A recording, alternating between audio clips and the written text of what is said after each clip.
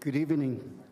The time now is 6:06 on March 8, 2023.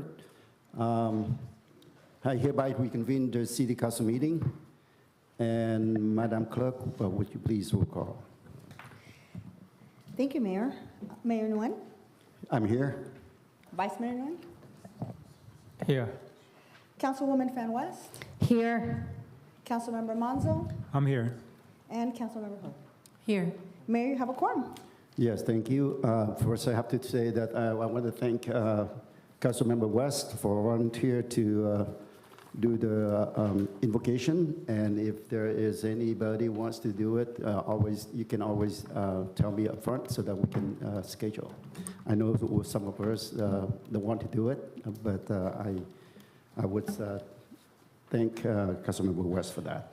So today, salute to the flag by Mayor Nguyen, not Councilmember Ho, and invocation by will be led by Councilmember West. Please stand.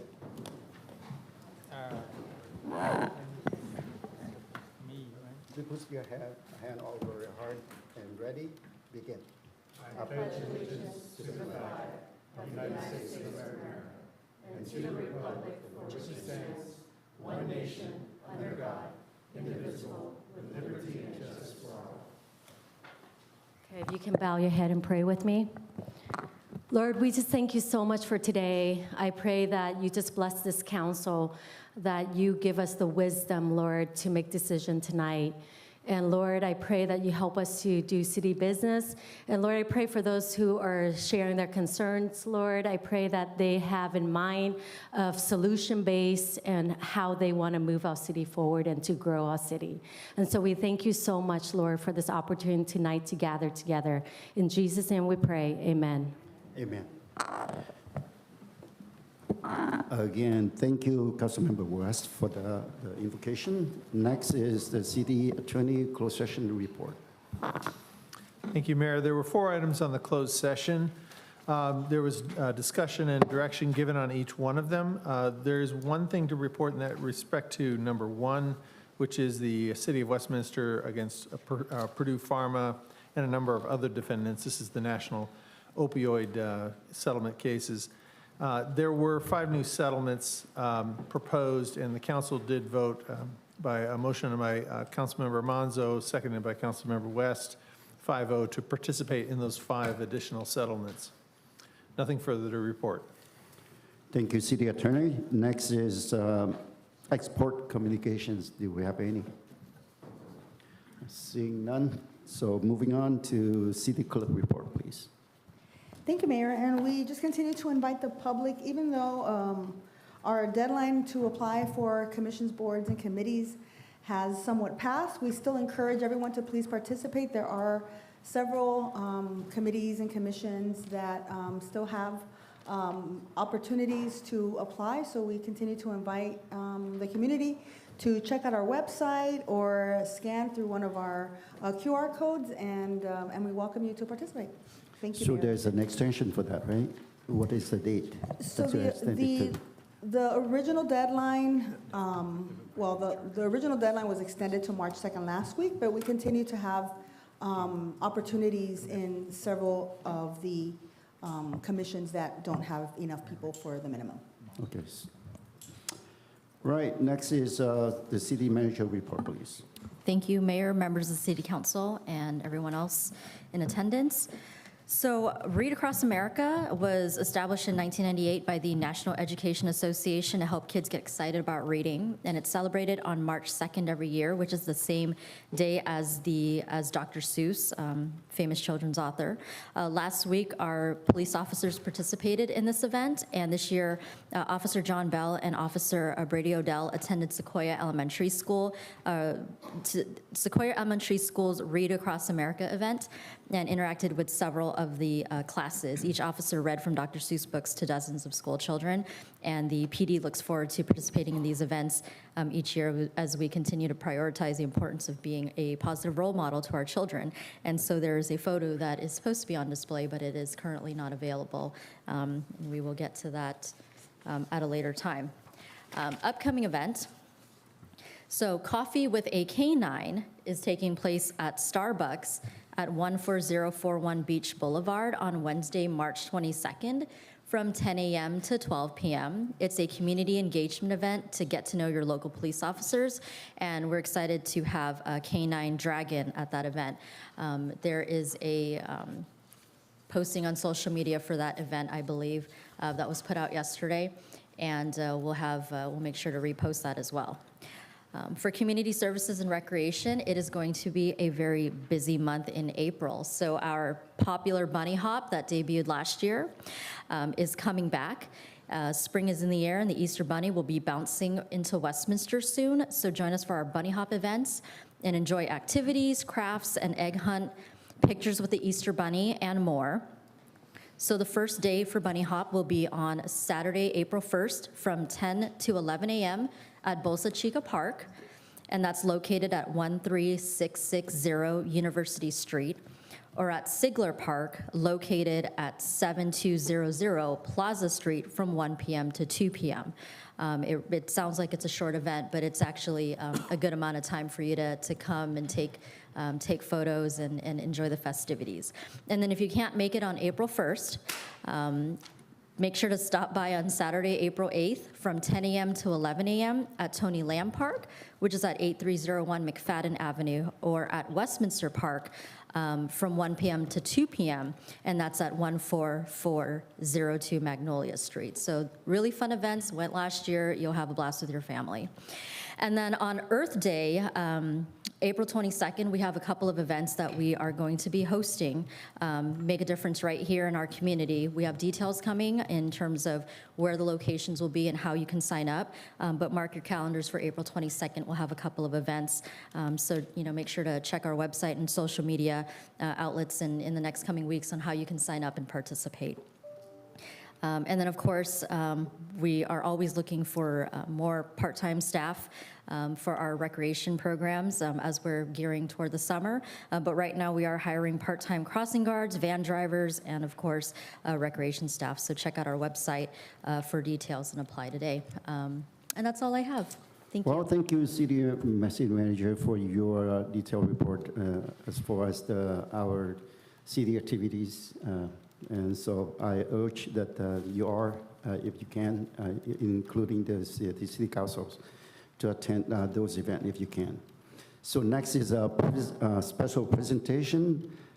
Today we have a Red Cross Month proclamation, and I would like to invite Becky Ferry, and Executive Director of American Red Cross of Orange County, and also Laura Nguyen, a member of the board of directors, to the front, please. And also, I would like to invite members of council to join me to present the proclamation of it.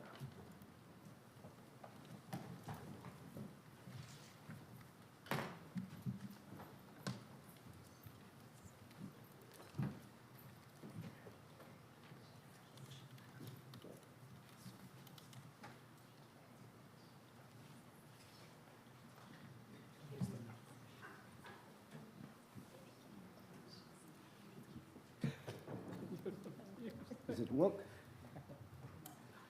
No. I did turn on. Testing. I have to use this one. So, yeah, it doesn't work.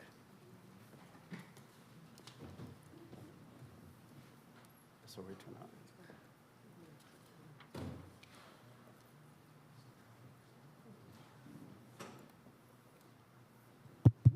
Okay. Thank you very much. Okay, this is a proclamation, Red Cross Month, March 2023.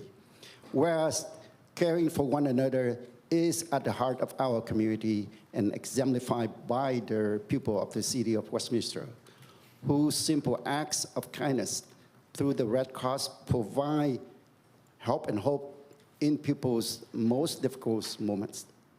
Continuing the life-saving legacy of Clara Barton, who founded the organization more than 140 years ago to prevent and alleviate human suffering And whereas during American Red Cross Month in March, we celebrate the humanitarian spirit of the city of Westminster and reaffirm our commitment to help ensure no one faces a crisis alone.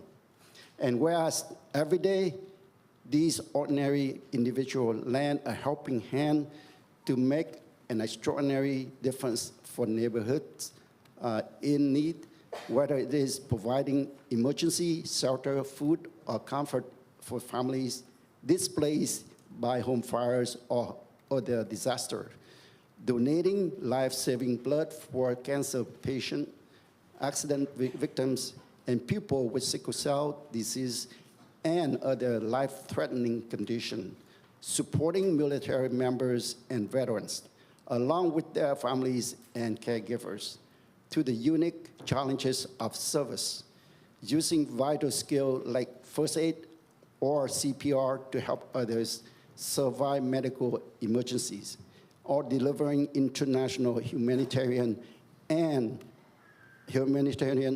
and reconnecting loved ones separate by crisis around the world.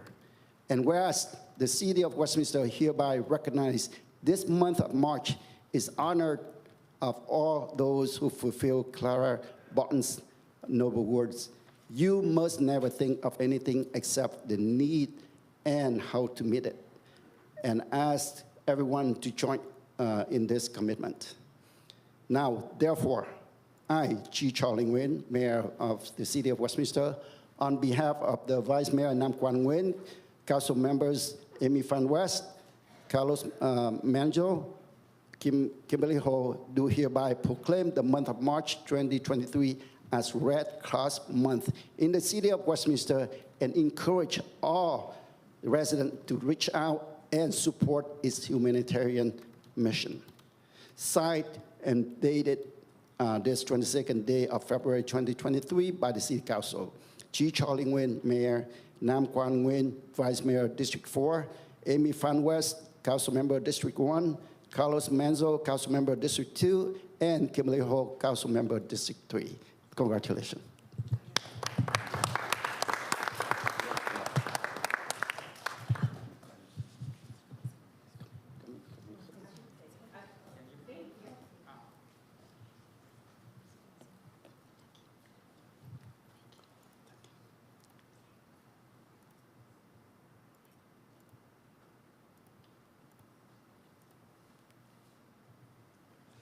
You want to have a few words?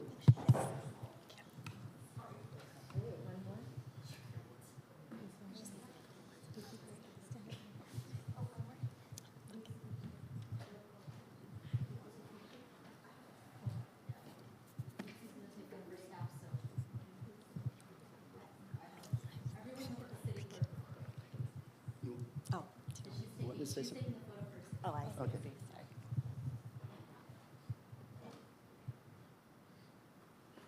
Thank you. Thank you. I have a few words.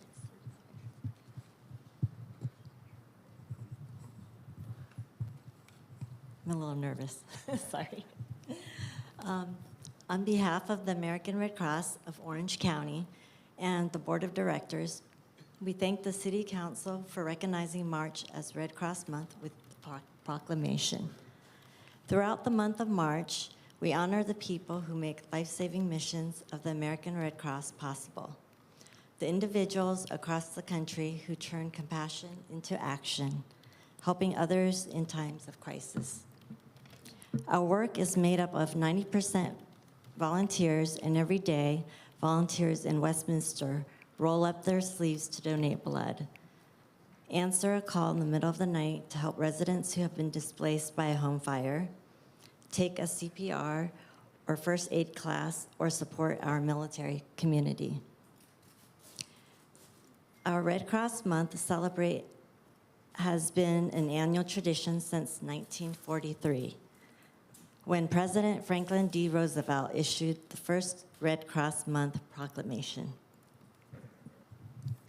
The American Red Cross is proud to partner with the City of Westminster, and just wanted to highlight, we're so thankful for your support with community blood drives, and we actually collected 735 pints of life-saving blood in the community last year, which represents up to 2,205 lives saved. So thank you very much for your support, and we hope you all will join us in our mission. Thank you very much. Thank you. so much. All right. All right, thank you.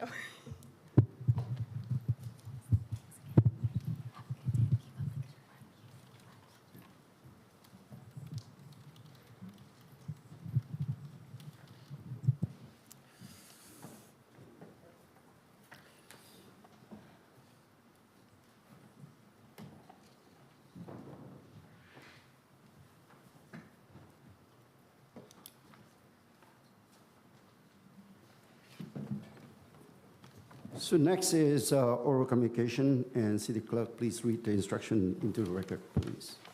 Oh, I'm sorry, the City Clerk's not even That's here okay. yet.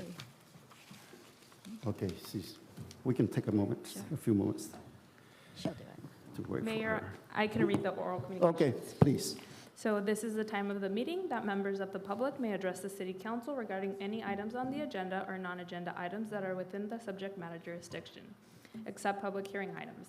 Members of the public wishing to address public hearing items shall do so at the time of the public hearing, unless otherwise extended by a majority vote of the city council. Comments shall be limited to 3 minutes per speaker. Any person wishing to address the city council in person should complete a green speaker slip that is provided at the entrance to the council chambers and submit the card to the city clerk. When your name is called, please step to the podium at the time and state your name and city of residence for the record. Okay. All right, thank you. Before we conduct the oral communication, let me take this moment to remind ourselves that we have the resolution number 4963 that I know that the staff included in our package today. A resolution of the mayor and the city council of City of Westminster establish rules of decorum and civility at the city council meeting. I am not going to read all of that. If you will need to have a copy of that, you can always ask our staff for that. But let me go ahead and briefly go over a few things. Section 1, the policy is to treat everyone courteously. Second is to listen to city officials, city staff, and other members of public respectfully, and exercise self-control and avoid threat of violence and loud, insulting, demeaning, offensive communication. Be open-minded and consider all viewpoints. Focus on issues and avoid personalizing debate. Embrace respectful disagreement and dissent as they are inherent components of an inclusive public process and are tools for forging sound decisions. Allow members of public to speak without intimidation and interruption. And I will continue to do that as long as you can conduct your public comments. I will respect that. The rules of decorum. I am not going to read that all, but I will read a few paragraphs of that. No person attending city council meeting shall repeatedly and excessively engage in disorderly conduct that disrupts or otherwise impedes the orderly conduct of the meeting. And what else here? The mayor's presiding officers shall responsible for maintaining the decorum at city council meeting and enforcing the rules of decorum in a uniform and even-handed manner. The city attorney and city staff may also provide limited enforcement as it pertains to the policy as directed by the city council. And if it's, it can't be under control, then there will be an official warning. In the event of any member of public breaches the rules of decorum in the manner that disrupt, or otherwise impede the orderly conduct of the city council meeting, the mayor presiding officers shall issue an official or oral warning for that person to to cease or the offending conduct. So this is signed by the previous council, by Mayor Chita, and and it was adopted on the 23rd day of October 2019, with all 5 votes yes from Mayor Ta, Councilmember Ho, previous council member Contreras, previous council member Nguyen, member Do, and myself. So with that, I would also want to mention that please refrain from having the profanity language, because again, we do have, and I've been called by the public that we have children attending, the meeting so that they can get extra credit, and their parents don't want to hear those kind of, profanity language. So I ask if you can refrain that from the public comment. With that, I would like to open for oral communication. Thank you, Mayor. We do have 2 advanced speakers. The first one is Lourdes Bernal.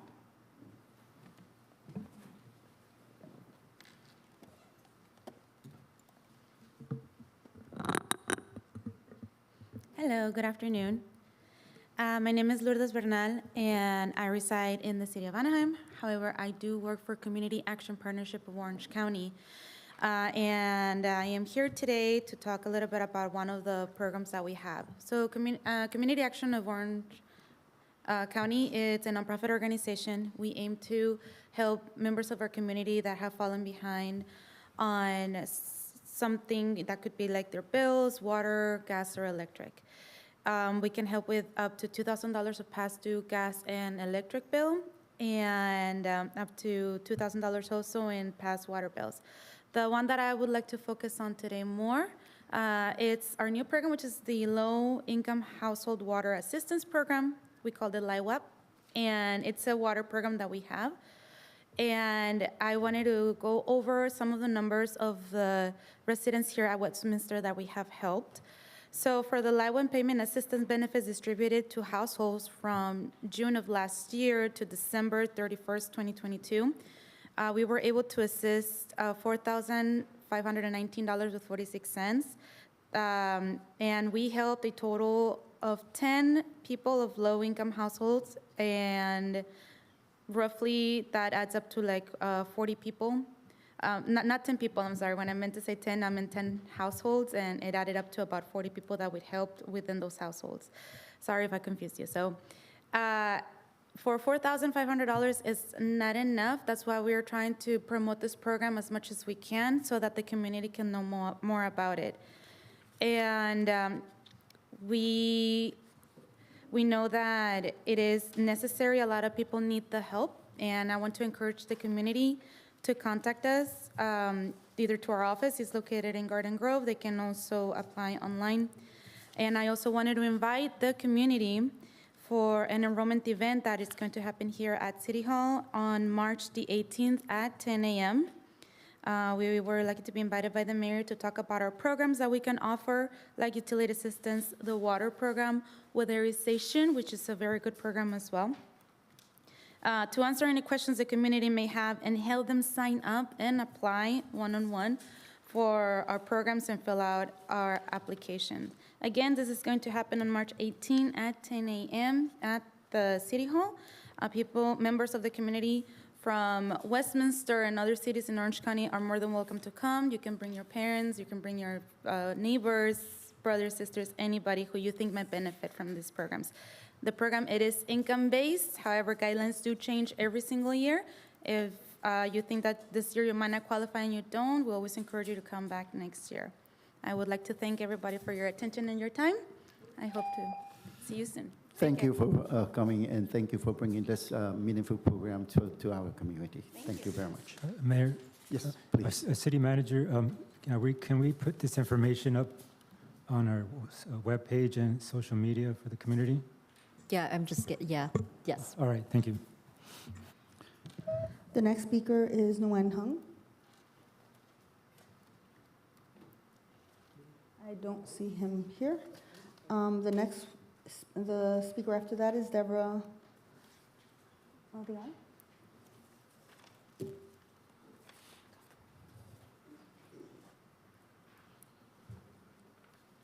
Good evening.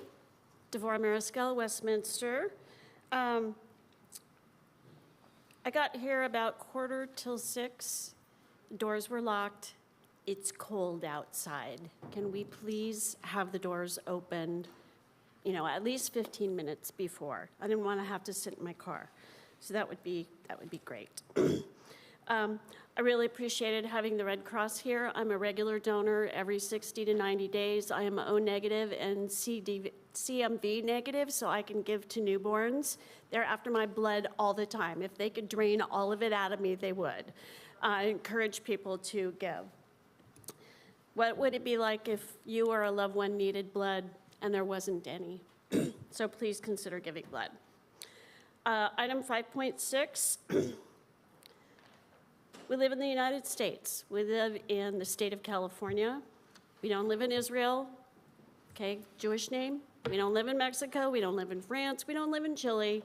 We live in the United States, the state of California. In my opinion, US flag, California flag, and the blue lines flag to support our police officers. If we start allowing on public property, everybody's going to want a flag. There needs to be a stop to this and no precedent set. 6.1, repairing, storage, and sale of bicycle parts. There's a big storage behind the police station for bicycle parts and bicycles that are evidence, and there is one over at the gun range also. We don't need parts on our public property. The problem with that is, though, that some of this is going to go underground. I mean, I stopped at Starbucks before I came over here. There were bicycles over there that are being taken apart in the parking lot. Thank you.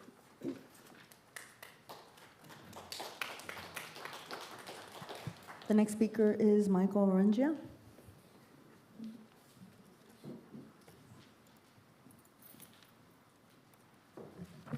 Thank you. Amy, your behavior last meeting towards the city manager was atrocious. And that's very unprofessional to do something like that. She tried to explain to you that they do not have the staff to lay out all of these things that you want. She told you, you pick a couple of things, we'll get all that information for you, give you all the background and what these contractors provide for the city. Not the entire check register. They'd be doing that without having any time to do anything else in this city. You gentlemen, I'm a little confused here. Now, I know that the overwhelming majority of people whose families came from South Vietnam hate the communists for what they did, for overrunning the South. Why are you giving recommendations or attention to people who do business with the communist government over there? I don't quite understand that. I don't know why you're doing it. I don't know whether it's because he's a campaign donor or whether there's some attention that you want from this guy. I still haven't quite figured that out yet. But every time I see one of these things where members of the city council are giving these proclamations to somebody who either lives there or supports that country by doing business over there, what does that say to the rest of the Vietnamese refugees here? You're essentially thumbing your nose at them and telling them, well, yeah, well, that was before, but this is now, and we want to keep business interests open with this guy. So I'm a little confused on that. Maybe somebody could enlighten the rest of us. Mayor, you brought up about the prayer at the beginning of the meeting. How does this sound? We have a bunch of wonderful churches and temples in this city.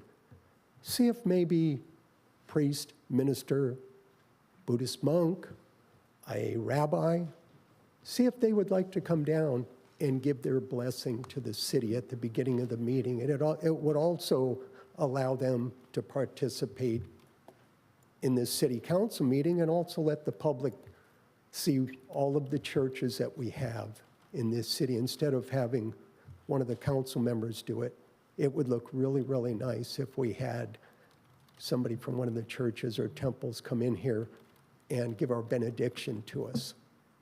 Right? Christine, you have a lot more patience than I would have had. Thank you. I just want to briefly respond to that. I want to thank you for your recommendation.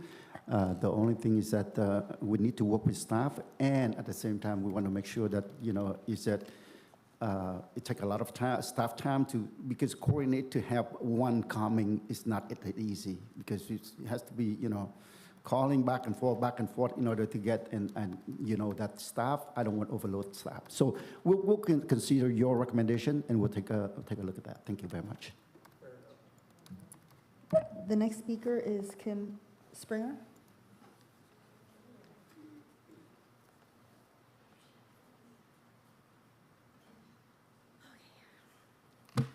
I'm back. First, I'd like to say happy birthday. I didn't know it was your birthday, so happy birthday, Carlos. Thank you for allowing me to view my thoughts on items 5.6. I'm sure you are already aware that there is a Vietnamese flag at Freedom Park that will fly at half-mast during Black April. I and many others, as evidence on social media, believe that this should be enough to show support to the Vietnamese community. As I've said in the past, Westminster is a community of many different nationalities. We should not be catering to one specific group. The flags currently flown at the Civic Center are the US flag, the state flag, the city flag, and the MIA and the POW flag. Hanging the Vietnamese flag at the Civic Center is opening a Pandora's box. This would open the city to accommodate every ethnic group. For example, should this be approved, what's not to stop the Hispanic population to request Mexican independence flag, or the African American population to request a Black Lives Matter flag? Or to go even further, the women's independence and LGBTQ plus flags be flown. It's my understanding that in previous council that the LGBTQ was told no. So why are we going to do something different for this? It's quite obvious that we cannot accommodate everyone. In the past, during Black April and the Tet Parade, there were Vietnamese banners all down Bolsa Avenue. I strongly believe this should be enough. We live in America. We all should be proud of the United States of America flag. Our flag represents all that live in the United States and doesn't differentiate between natural-born citizens and immigrants. We should all pledge allegiance to the United States flag. Thank you. The next speaker is Jessica Lastanau. Hello, I'm Jessica Lastanau. I live here in Westminster, and I'd like to address the tone of public comments in recent meetings. Here in the audience, things really are not good. People are booing each other, ridiculing each other, and I don't know if you can hear it when you're on the dais, but we definitely hear it out there. That's why I've gradually moved closer to you, because it gets very loud in the back. I can recall at least 4 times where law enforcement had to intervene, and most concerningly, at the last meeting, I saw several people give public comments critical of other non-elected members of the public, yet I didn't witness anyone from the dais intervening on that to stop the behavior. People in the audience are not being held accountable for what they say or do at the podium or away from the podium in the audience, and it's making the council chambers a really hostile place for everyone. We're being intimidated from speaking, and even though I'm really not part of any faction, I don't even feel entirely safe all the time. So what I'm requesting is that you speak up when somebody comes to the podium and criticizes an individual that's not an elected member of the council. And furthermore, I'm asking that you hold members of the public accountable to the rules of decorum that are posted and that you shared, but are often ignored. It's really great that you really went into detail this meeting about the way we need to behave, but it's also important that while the inappropriate behavior or comments are being made, that you stop and you interrupt the meeting to stop that, because there's sort of an atmosphere of intimidation out there. And when you don't intervene, then lost my point, sorry. When you don't intervene, it gets even more hostile, and the intensity of the animosity gets worse. So I'm going to urge you to speak up to protect the integrity of the public comments period. And really, we all need to do our part to make this public comments period an important part of the meeting. And the other quick issue I'd like to address is item 6.1. That's the bicycle repair storage ordinance. I wholeheartedly support it. I think it really can move our city forward. And when it comes down to it, that's what we want. We elected you to bring our city forward. We want to wake up in a community that is safe, and we want to go to bed in a community that's safe. And I think that that can really do that. Thank you very much. Councilmember and publics, I don't mean to respond every comments, but I would like to thank for your input. The reason I respond to this is because I read the decorum, but I forgot to read the part that need to be addressed. All remarks by members of public shall be addressed to the mayor, presiding officer, or to the city council as a whole, and not to any other member or members of public, or to any individual member of the city council, unless in response to a question or comment from that member. So I would like to add that to the portion that I read earlier. Thank you very much. Next speaker, please. Thank you, Mayor. The next speaker is Westminster Watchdog Terry Raines.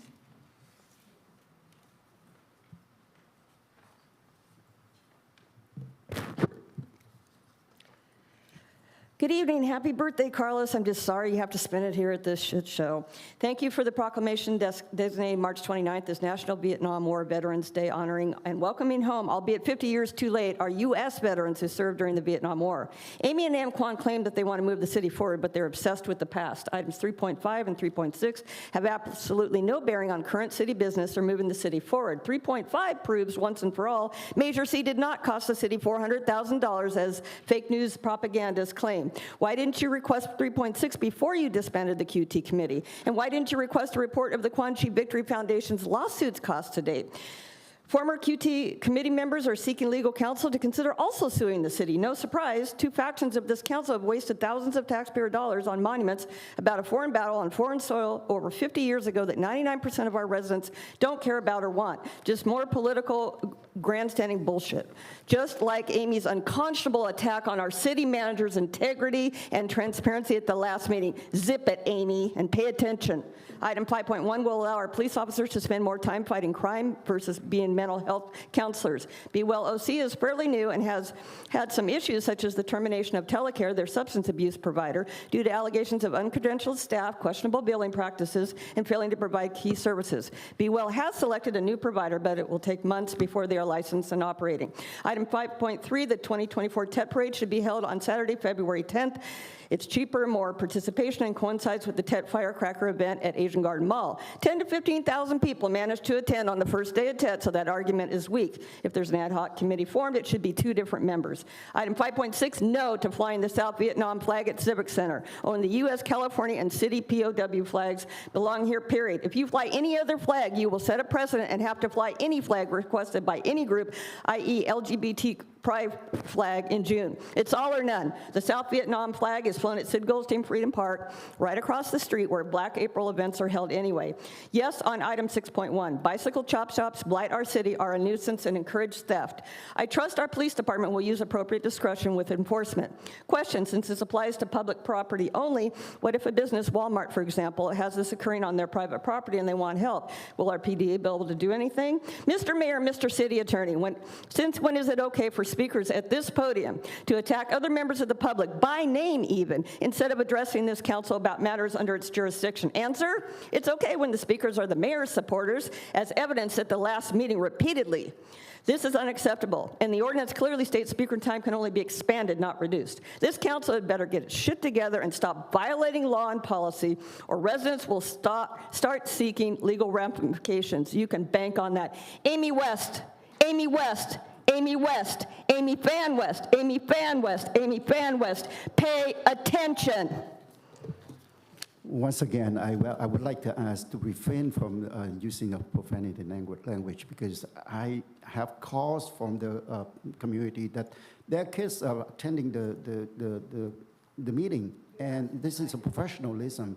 And if we continue to have that, I'm sure that the parents wouldn't let them participate. Thank you. Next, Council, please. Thank you, Mayor. The next speaker is Min Vu.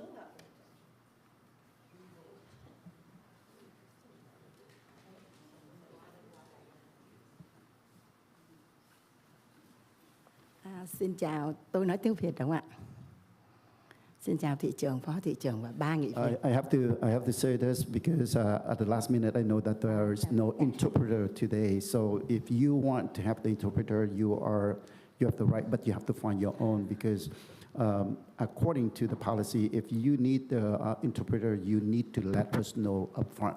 And unfortunately today that we don't have the interpreter. So present yourself, and I can do it for you. And translate it to you. Okay, thank you. Tôi tên là Minh Vũ. My name is Minh Vũ. Tôi ngụ ở thành phố Westminster. I live in Westminster City. Rất lâu rồi. A long time, a very long time. Tôi đi nghe nhiều lắm rồi. I've heard a lot. Biết cái tài. Make me deaf. Yeah. Hôm nay tôi có ý kiến với 3 nghị viên mới và cùng 2 nghị viên cũ là 5.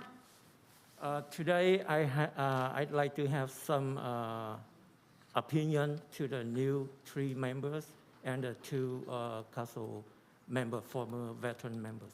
Yeah. Cùng làm chung một thành phố Westminster. Who are working for the city. Như là một cái nhà. Like in a family home. Chúng ta phải tôn trọng nhau. We have to respect one another. Quý mến và giúp đỡ nhau. Love, respect each other. Để xây dựng một cái thành phố Westminster ngày một giàu mạnh. To help build our city to become prospective. Những chuyện cũ bỏ qua hết. Let go of the past. Và nhìn vào tương lai 2023. And looking forward to the new year, to the future. Tức là 5 nghị viên. 5 council members, actually 4 council members and the mayor. Yeah. Tức là cùng ngồi xuống. Let's sit down. Góp ý kiến. Share opinions. Xây dựng. Constructive. Bàn thảo. Discuss. Để cùng nhau góp ý để xây dựng lên một cái thành phố, chứ đừng có mang những cái chuyện cũ mà lặp lại. To brainstorming, to help construct the city, help develop the city. Tuyển dụng nhân viên, rồi giúp những nhà hàng, rồi giúp những người già như chúng tôi đó được sinh hoạt ở đây nè, rất là sung sướng đó. To recruit talent, hire talented people to help the elderly and help business. Yeah. Rồi Tôi muốn nói một câu như thế này. Một cây làm chẳng lên non, 5 cây chụm lại lên thành phố xinh. Là thành phố của tôi, thành phố Westminster. Tôi không muốn nghe nói nhiều những cái quá khứ, mà phải ngồi bàn bạc là cùng nhau trong một nhà, phải có sự tôn trọng trên dưới. Đó là tôi chỉ mong muốn như thế thôi. Là xin kính chúc mọi việc sẽ thành công.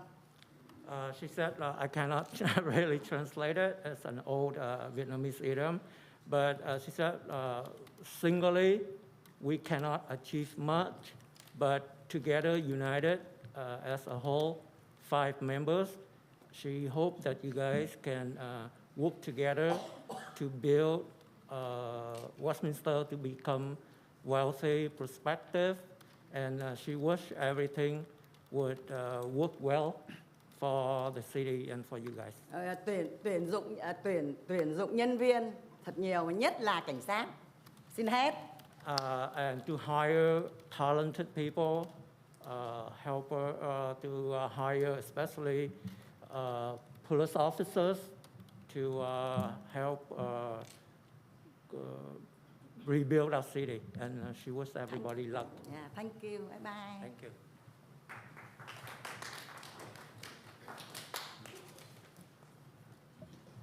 The next speaker is Tony Bowie.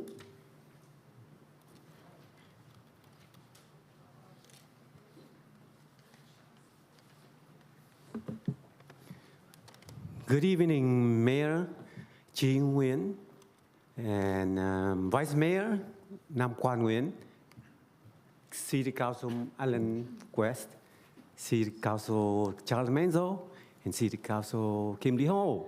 Today is the Women International Day, and I have a good flowers for the Woman of the Year. That is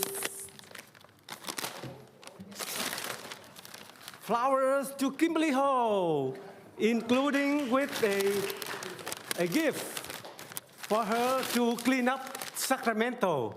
Because last year, she said she will clean up Sacramento if she gets elected there. However, she's still here. So here's a gift for you to clean up your city and clean up your corruption mind.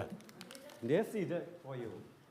The reason I come here because in the past years, our city has wasted more than $800,000 on Measure C, which is spearheaded by Kimberly Ho, colluded with Carlos Menzo and Taido. I have the ordinance, which 3 of you say yes, vote for it, because you 3 dream to sit at the seat of mayor, because nobody voted for you, and you want to take turn to sit on that place. Shame on you, the people reject that proposition. So here is a gift for you, and hope that you can use it for your home. And I would like to ask the city to give a letter of reprimand on Measure C, which made our city waste more than $800,000. So now, today, I keep on playing the things so that all the people know the truth about our person there. Here it is.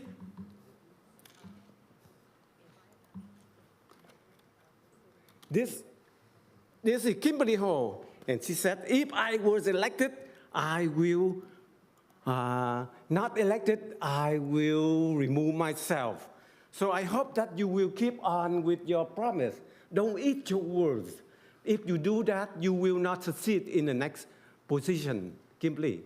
So I recommend you to do is you told the people, I will remove myself from City of Westminster. I best wish to you if you keep on your promise. Thank you.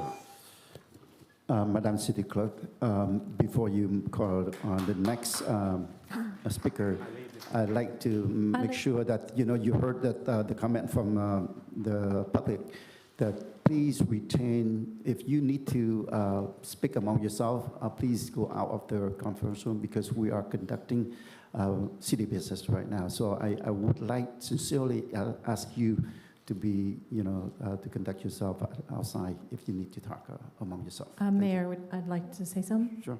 Okay. I just want to really quickly respond to Mr. Tony Bowie, who repeatedly, at every meeting, I know everybody's really tired of listening to all that.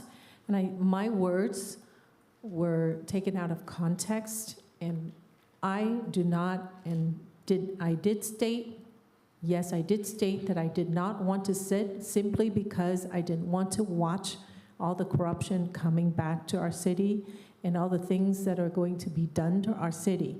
So, but as a result, my constituents, the 6,000 people who voted for me, want me to stay, and so I am here because I want to continue to serve my constituents. Thank you very much.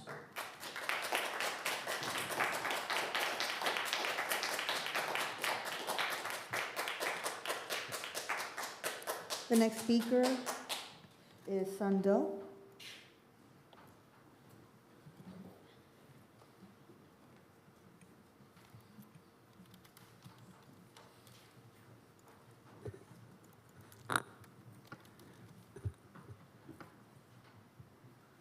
Good evening, all City Council members, city officials, President. I'm Sando, a Westminster resident, taxpayer, voter. I have some expression to you. From 1954 to 1975, the ideology war between freedom and communism killed more than 58,000 US freedom defenders and more than 200,000 Republican of Vietnam freedom fighters. That blocked the wave of the communists traveling to the South Vietnam. To let more than 50,000 Vietnamese escape from Vietnam and reach the free world. Of course, everyone has a political party, right, including communism.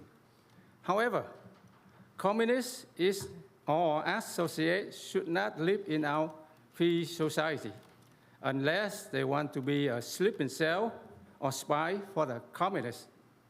Westminster is my home, my town, and the USA is my country. My home here, my land here, my country here. The communism infiltration and the business thing caused the Republic of Vietnam to fail under communists since 1975.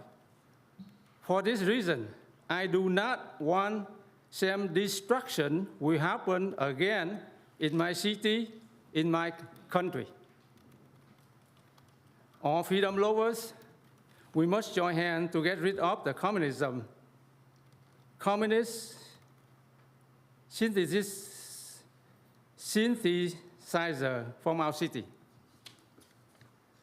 And we have a section of 548 about the Vietnamese flag and the Black April.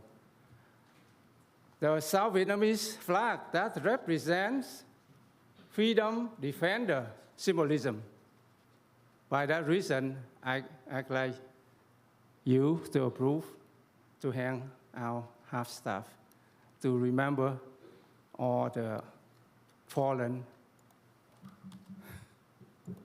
freedom defender. Thank you.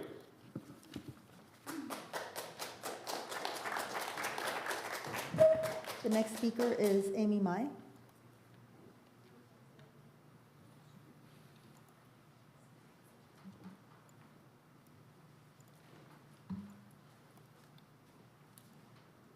Sorry, I need to translate. So can I read all first and then you translate for me later, after I read all? Sure. Thank you. I just want to remind you that you have a total of 6 minutes. Yes. Kính thưa quý vị nghị viên thành phố Westminster và staff, tôi Amy Mai là cư dân của thành phố Westminster và là cử tri. Kính thưa quý ba vị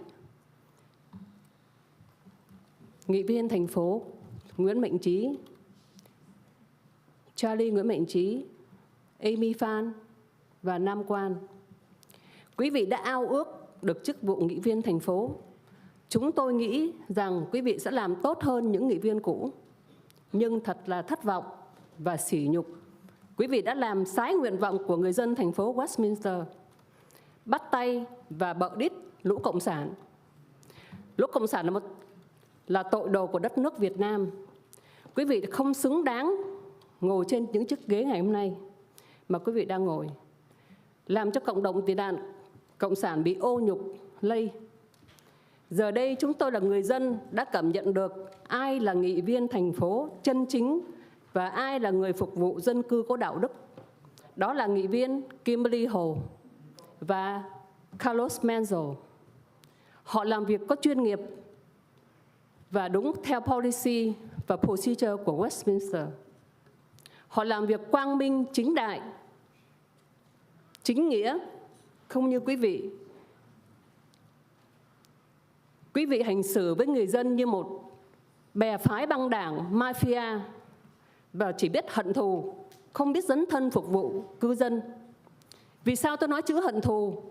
Vì quý vị vừa lên ngồi trên chiếc ghế, nghị viên đã hủy bỏ ngay tượng đài tái chiến cổ thành Quảng Trị.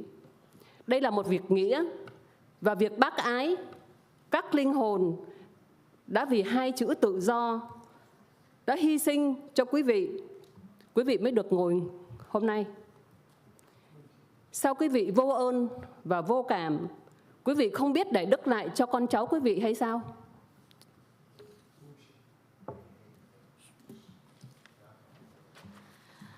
Good evening. I'll try my best to translate for her. So, good evening, all City Council. You wish to be elected in your position, but you took advantage of the trust of the residents, and you are go behind, and you were communicating or went to David Young party with the communists there, the airlines that were a stakeholder of the communists, and you know, for all these people, refugees, they cost their life to get here with all these, and they trust in you, but you going behind. And I know that Kimberly Ho were invited too, but she, you know, didn't go. And Kimberly Ho and Carlos Menzo were doing a good job performing their job, their, you know, position. And you guys are just like going behind and doing all these things that is not to the resident wish. There are a lot of people dying on the ocean. The soldier like doing, you know, the soldier died for freedom, and now you go behind, and you act like you all act like mafia, whole bunch of mafia, and doing behind the resident back and communicating with the communists. You both, Charlie and Nam Quang and Chita, were issuing the recommendation to Ngô Thanh Vang, and now you say that you were like, you didn't know there were communists there? You do know, okay? You do know. So that's all I can, I mean, like, that's what you want to translate, right? But not. Thank you. To me, yes, please. The next speaker is Kaido from Be It Youth Media.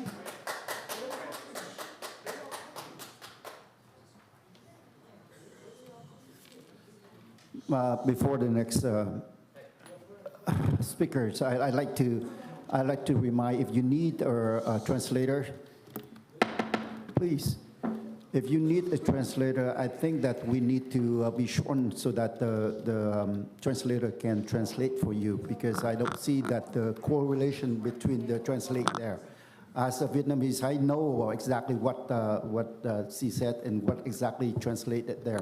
So if you want to talk, you can come up and talk and sign up speaker, but please shorten so that we can translate it. Thank you. Excuse me, Mayor. Can you please address the two gentlemen that are disrupting the meeting with the baseball hats? To please. Could I just briefly, can I address that? Yes, please. Yes, please. I'm hearing a lot of discussion and conversation back there, maybe even some disagreement. You're not allowed to disrupt the meeting. So this is just a warning. Please do not disrupt the meeting. If you have to have a conversation, you need to go outside, as was instructed at the beginning of the meeting. So this is just a warning. Please do not disrupt the meeting. Thank you, Councilmember Menzo, and also City Manager. You can go ahead. Good evening. From now on, I'll try to be, like someone suggested, be a professional. So I'll say good evening to Mayor, Charlie, and the council members. Well, you guys cut our speaking time from 5 minutes to 3 minutes because as Councilwoman Fan West stated, you don't want to listen to our father. You have to do city business. So I'm here tonight to lecture you and to hopefully, I know you're very upset when I said that you're stupid. Either you pretend to be stupid so that, to get around the law, or you're really stupid. So I'll explain to you why. Just like the city has to like Council Menzo has to remind you, and the city's attorney has to tell the people, your lackeys, to stop yelling, to stop making commotion, right? According to you, before every oral communication, you stated the rule, right? But every time the people on your side trashing other people, interrupting other people speaking, you do nothing, right? So even everybody here knows that. The city staff knows that. Either you're stupid or you pretend to be stupid, right?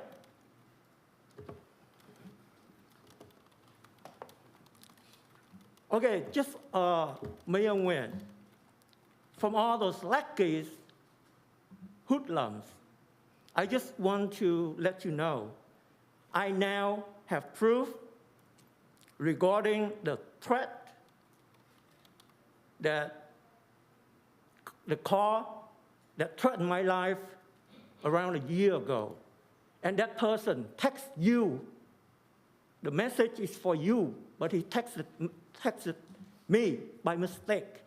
That's why I received the message addressing you. I reported it to the Anaheim Police Department. And I will follow up with that because I know exactly who that person is now. Okay? Just so you know. You know why the people are upset, calling you guys new gang of three? Because you are breaking the law by colluding with one another. Thank you. Well, I have to respond to this brief, because this topic brought up a lot of times already. Let me tell you this. I'm not responsible, whoever that you're talking about, that texting to me, I am not responsible for their texting. And at the same time, please bring it forward. Please take it to court and do whatever you need to do. I am here to serve you. Thank you. Mayor, if I may add to that particular discussion isn't within the council's jurisdiction. It has nothing to do with city business, I don't believe. So to the degree that it's not, that's really not something that should be discussed here. Thank you. Next speaker, please. The next speaker is Tom Houston.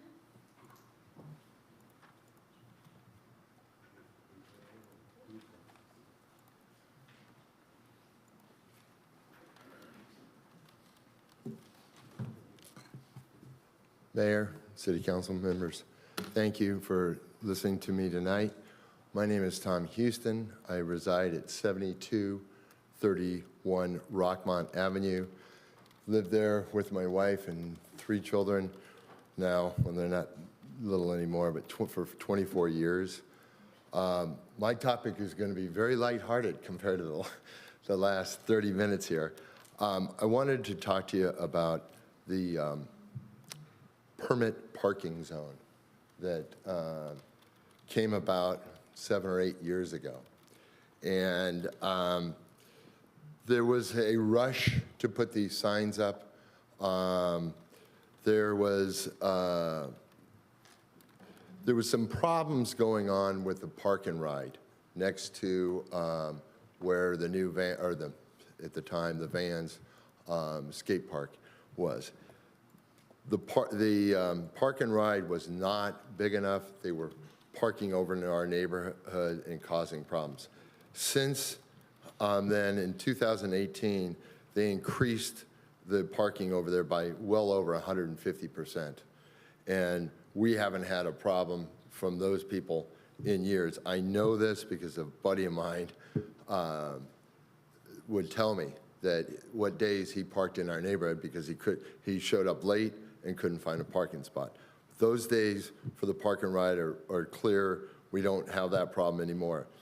Golden West School was the biggest culprit, and they have not charged for parking since 2021.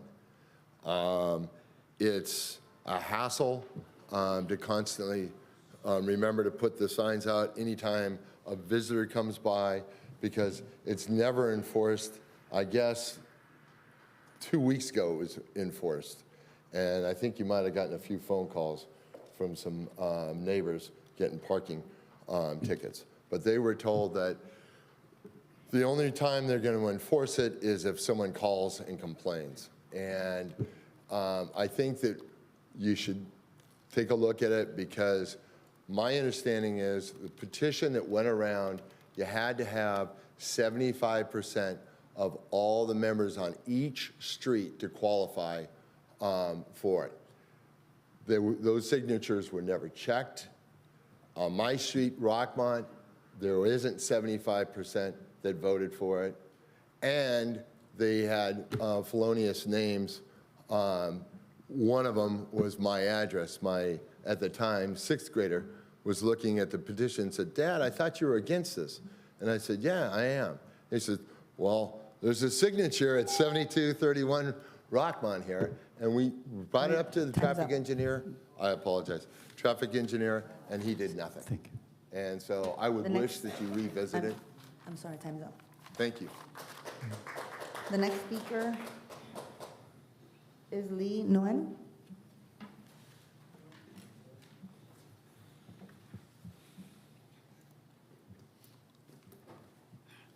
Would you mind, before I start, if I could ask staff to take that address down and maybe talk to us? Thank you.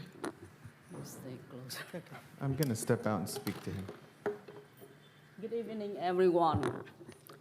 Tôi xin hỏi hai đồng chí Charlie Nguyễn và Nam Quan. Hai đồng chí có được trả tiền khi lên thành phố San Jose tham dự buổi tiệc hoành tráng do các công ty của Việt Cộng tổ chức không? Các đồng chí có biết gì về cái nghị quyết chống cờ máu của Việt Cộng mà trước đây đồng chí Chí Tạ đã làm ra không? Những người liều chết chạy trốn Việt Cộng như chúng tôi không bao giờ nhắm mắt làm ngơ cho những hành động đón rước Việt Cộng sang đây của quý vị. Ông Charlie Nguyễn, ông đi nhà thờ, khi đứng trước mặt Chúa, ông có thấy tội lỗi và xấu hổ vì đã phản bội lại đồng hương của ông không? We have a question for Mr. Charlie Wen and Nam Quan. How much did you get paid for recently participating in the Grand Party in San Jose? Did you know it was held by some communist Vietnam companies? Do you still remember the resolution opposing the display of the communist flag in the city of Westminster, which was prepared by Trita? We risked our life to run away from communists. Therefore, do not expect our ignorance when you welcome communists in Little Saigon. Mr. Charlie Wen, you go to church regularly? Do you feel sinful and ashamed in front of the Lord for betraying your fellow Vietnamese? Ai cũng có thể biết được là quý vị mướn những đồng chí của mình tới đây để bênh vực cho quý vị. Có sự khác biệt rất rõ ràng mà ai cũng nhận thấy giữa những người nói lên nguyện vọng của mình từ đáy lòng của họ và những người được gọi tới để xu nịnh quý vị. Đa số những người đó nhìn không có văn hóa, lịch sự và học thức. Khi nói về điều này, chúng tôi nói tất cả bọn họ, cũng không nói riêng người nào. Tại sao có người lại ấm ức, tức tối? Người Việt Nam gọi đó là có tật thì giật mình, phải không? Thật ra điều này cũng dễ hiểu vì quý vị đưa những thành phần du thủ, du thực vô phá hoại thành phố. Thì đồng chí của hạng đó là loại gì? Ai cũng biết rồi. Người ta gọi là ngưu tầm ngưu, mã tầm mã, phải không? Everyone can tell you hired your comrades to show up here and defend and kiss you. There's a significant difference between those who speak from their heart and about their concerns and those who get hired and pretend. The majority of hired residents were not able to show their class, manners, and intellectuality. Speaking about this directly, we didn't mean all of them, and not even any single individual. Why would someone get offended and take it personally? Actually, it's common sense. You brought some thugs in to destroy the city. How could we expect their comrades are better? It is called birds of a feather flock together, is it not? Chúng tôi muốn xác nhận một điều là chúng tôi đến đây để phản đối những dân cử đã phản bội lại người dân bằng cách đâm sau lưng chúng tôi và mở rộng vòng tay chào đón Việt Cộng sang chiếm cái thủ đô tị nạn cộng sản. Chúng tôi không ủng hộ bất cứ người nào trong 4 quý vị trong hội đồng thành phố. Nếu đồng chí nào của quý vị làm phiền chúng tôi sẽ nhờ pháp luật can thiệp và quý vị sẽ phải chịu hoàn toàn trách nhiệm về vấn đề này. Quý vị đã phản bội và làm nhục người Việt Nam quá nhiều. Quý vị hãy biết tự trọng và nên từ chức đi. We would like to confirm that we've come here to oppose the council members who betrayed and stabbed our back by selling Little Saigon to communists. Vietnam. We don't support any of the 4 Vietnam council members, or Vietnamese council members. If any of your comrades have ever harassed or attacked us, we will certainly seek legal action to protect us, and you're absolutely responsible for all this issue. You guys have betrayed and humiliated us. Enough. You are such a disgrace to all Vietnamese immigrants. You should have the decency and dignity to step down instead of making a fool of yourself. Thank you.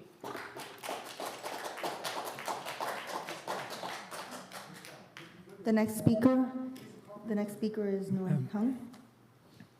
Mayor, excuse me, Mayor. Yes, go ahead, Councilmember. Can we ask our police officer to remove that gentleman? May I ask you to refrain from, No, we are trying to do the business here, city business. Mayor. Councilmember Menzo, go ahead. No, excuse me, Mayor. Our police officer has repeatedly asked that gentleman to stop, and he continues, and it's a clear disruption to the meeting. I think there's been enough warnings already, and I would please ask our police officer to make that gentleman step out. No, I'd like to give one more warning for you. If you continue to do this, and then I will ask to remove, so please. Mayor, refrain Mayor, from could you yourself. just repeat that? Because I think there was some clapping there. I think that's important that we make that clear. Yes, may I ask the gentleman there, please, one more time, this is the final warning, so please refrain from commenting yourself because we are trying to conduct our city business. Thank you for your cooperation, and if there's it happen again, then we have to exercise the removal from the meeting. Thank you very much. Thank you for your cooperation. Go. Ok. Kính thưa quý vị, hôm nay tôi có một vài câu chuyện để chia sẻ với quý vị như sau. Thứ nhất, để tránh một vụ kiện liên quan đến thành phố do nhóm tam nhân bang Charlie Nam Quan Amy gây nên, đó là hủy bỏ dự án xây dựng tượng đài Quảng Trị. Quý vị không thể chấp nhận đề án và đề cử nhân sự xong lại đổi ý hủy bỏ. Tôi tin chắc các thành viên trong ủy ban này sẽ thưa thành phố về sự bội tín. Hãy tiến hành dự án trở lại. Ladies and gentlemen, today I have a few stories to share with you. to avoid a city-related lawsuit caused by the Charlie, Nam Quan, Amy trio, please reinstate. That is to cancel the project to build Quang Tri Monument. You cannot accept the project and nominate the staff and then change your mind and cancel. I'm sure the members of this committee will speak to the city about the infidelity. Let's get on with the project again. Thứ hai, về sự kiện, tôi bị tố đích danh là Việt Gian, tức là Cộng sản Việt Nam, và nhận chỉ thị từ chính phủ Việt Nam để phá hoại sự đoàn kết của Cộng đồng Việt Nam ngày 22 tháng 2 năm 2023 vừa qua bởi một thành viên trong tổ chức Liên minh Dân tộc Việt Nam. Tôi đã viết thơ tường trình cho cảnh sát Westminster vì tôi đã bị hăm dọa. Tôi cũng đã viết thơ cho giám đốc và luật sư của thành phố. Cho đến nay tôi vẫn chưa nhận được trả lời. Hôm nay tôi trân trọng thông báo nếu không có lời giải thích cho đến phiên họp kế tiếp, tôi sẽ chính thức làm đơn thưa thị trưởng và luật sư thành phố đã vi phạm luật Oral Communication khi cả hai người đã không ngăn cản ông Đoàn Ly, chấm dấu hỏi tôi không biết tên ông này, đã dùng diễn đàn này của thành phố để vu khống tôi là Cộng sản và nhận chỉ thị của chính quyền Việt Nam phá hoại sự đoàn kết cộng đồng. Trước các buổi họp, thị trưởng Charlie Chí Nguyễn đều nhắc nhở những người phát biểu chỉ nói những sự kiện liên quan đến thành phố, không đề cập đến cá nhân và người vắng mặt. Khi ông Đoàn Lý phát biểu, tôi đã không có mặt vì đã về trước đó. Lúc 7 giờ 30, ông này còn muốn hành hung tôi khi tôi ra về vì tố cáo tổ chức Liên minh Việt Nam Tự do. About the fact that I was accused of being a Vietnamese communist and received instructions from the Vietnamese government to destroy the unity of the Vietnamese community on February the 22nd this year by a member of the Alliance of Vietnamese People, I wrote a letter to the Westminster Police because I was not received a reply from the city. Today, I'm pleased to announce that if there is no explanation until next meeting, I will officially file a lawsuit against the mayor and the city attorney who violated the oral communication rules when both of you did not stop the man who used the city forum to slander me as a communist and received instructions from the Vietnamese government to destroy community solidarity. Before the meetings, Mayor Charlie Chí Nguyễn reminded the speakers to only talk about events related to the city, not to mention individuals and absentees. When Mr. Đoàn Ly spoke, I was not present because I left. And before that, at 7:30 p.m., he wanted to assault me when I was leaving because I denounced his Alliance of Vietnamese People organization. Thứ ba, Phó thị trưởng Nam Quan Nguyễn tiếp tục dùng kênh YouTube để vu khống tôi là Việt Gian cùng các vị khác như là Kimberly Hồ, Carlos Manzo, Tài Đỗ và Bùi Phát. Đây có phải là chính sách của thành phố hay không? Nếu không thì Phó thị trưởng có quyền làm như vậy hay không? Tôi sẽ thêm tên Nam Quan Nguyễn vào đơn kiện thành phố cho phép nhục mạ cư dân trong các phiên họp của hội đồng và ngoài công cộng. Đây là minh chứng hùng hồn thành phố đã bị nhóm tam nhân bang lừa gạt trong ngày 8 tháng 2 khi họ dùng quyền lực để rút lại hai nghị quyết 5087 và 5100 để dễ bề dùng YouTube nhục mạ và vu khống cư dân, kể cả các đồng viện Kimberly Hồ, Carlos Manzo. Nên nhớ rằng ông Carlos Manzo không phải là người Việt Nam. You are not Vietnamese, but your name in here.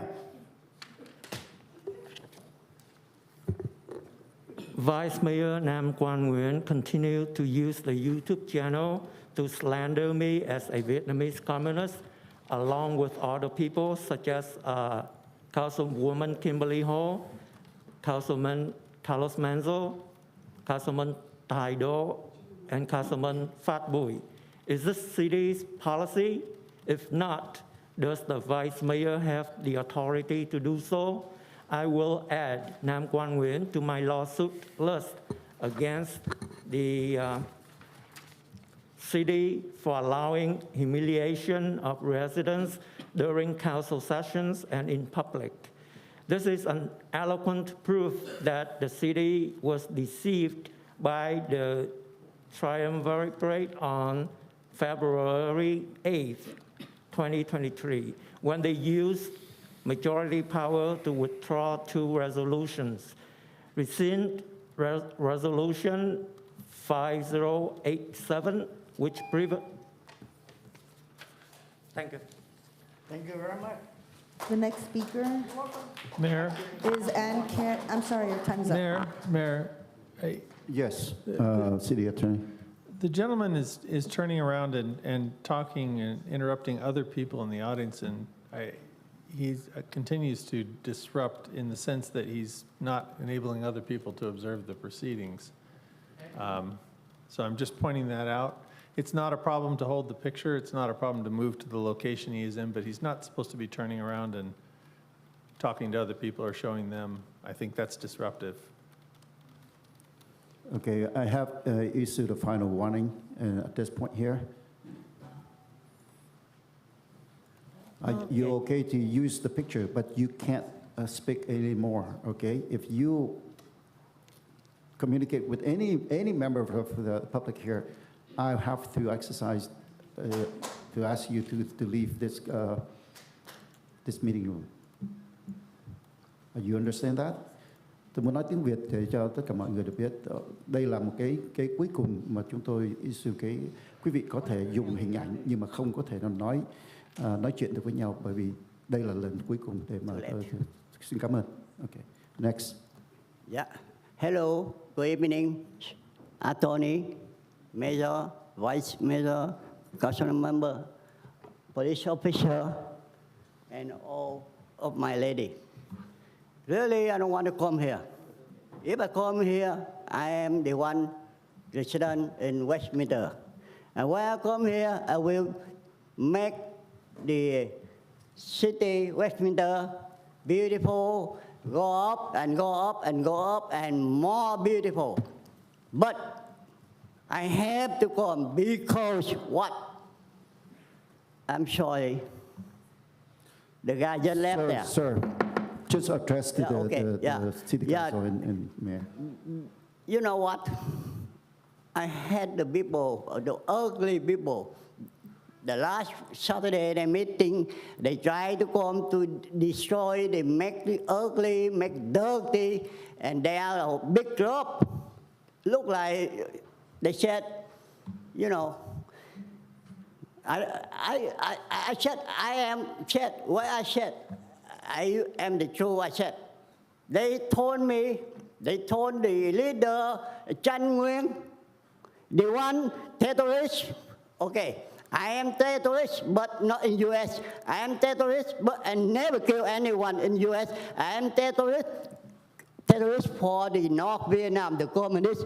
The guy just talking, I want our officer. I will do. When I see communists, I will do anything. I will kick them out of Washington City. I tell the truth. If, okay, anything, take out my picture, my resident address, and my phone number. If I see all of the communists, they work for communists, I don't want it. I don't want it. If they want to say something in Westminster, go to Garden Grove. Chan Nguyen have the building there. He is the leader of terrorists. Why FBI? Why CIA? Why whatever police? Don't go to catch him. That's the true story. I have said what I responsibility. Because I was more than 20 years blacklist of communists of North Vietnam. That when I see all the communists here, I will do it. I will make it. Okay, police can catch me, put me in the jail. No problem. Because I don't want ugly people every second Wednesday. make this one. Time's up, sir. The leader. Time's up. Excuse me, sir. time's up. The next speaker is Tuivo.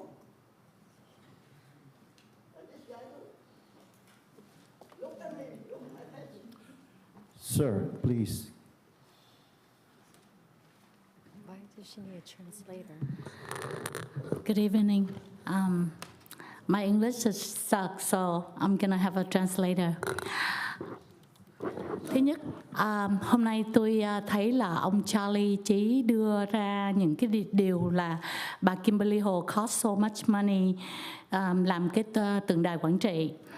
Thì cái đó là một cái mà để honor những cái người đã chiến đấu và giữ gìn để cho chúng ta được có tự do và đi được còn mạng sống tới Mỹ. Tonight I heard that Mayor Chi complained about the project that Council Member Kimberly Hall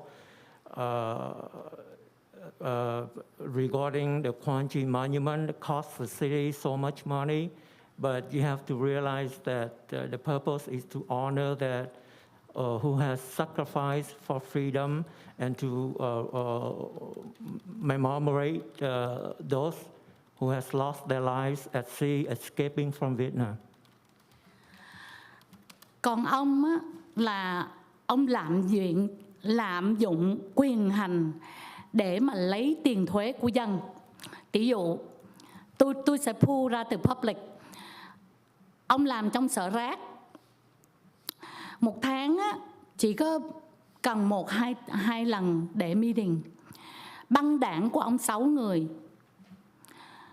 Một người á, một lần họp là 600. Nhân cho 6 là 3.600. Mà một lần họp. Rồi nhân cho 6 lần họp là khoảng 20.000. Một năm là 200 mấy chục ngàn. Mấy ông bỏ túi. Cái bỏ túi đây á, mới là cái quan trọng. Còn cái chuyện mà làm, bà đâu có bỏ tiền vô túi bà đâu.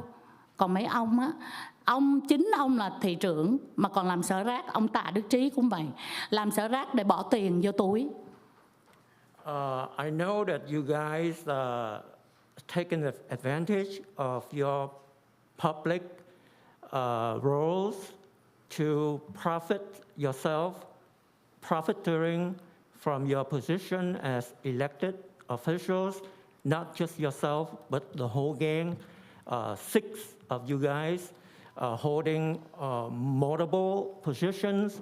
You are mayor, you still ran for the sanitary district, and same with other members like Chita before. You guys didn't have much to do, but still you guys make up reason to hold meetings, and each of you got paid $600 every meeting, and that comes to $3,600 a meeting. And according to her, each month that costs $1,000 and $1,000, and every year that costs the taxpayers hundreds of $1,000 and $200,000, just so that you guys can pocket the money for yourself without much result.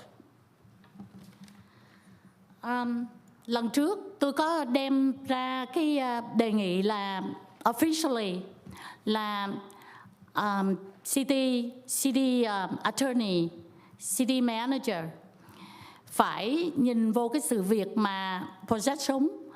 Ông Nam Quang có một lần meeting là chỉ vô mặt bà Kimberly Hồ.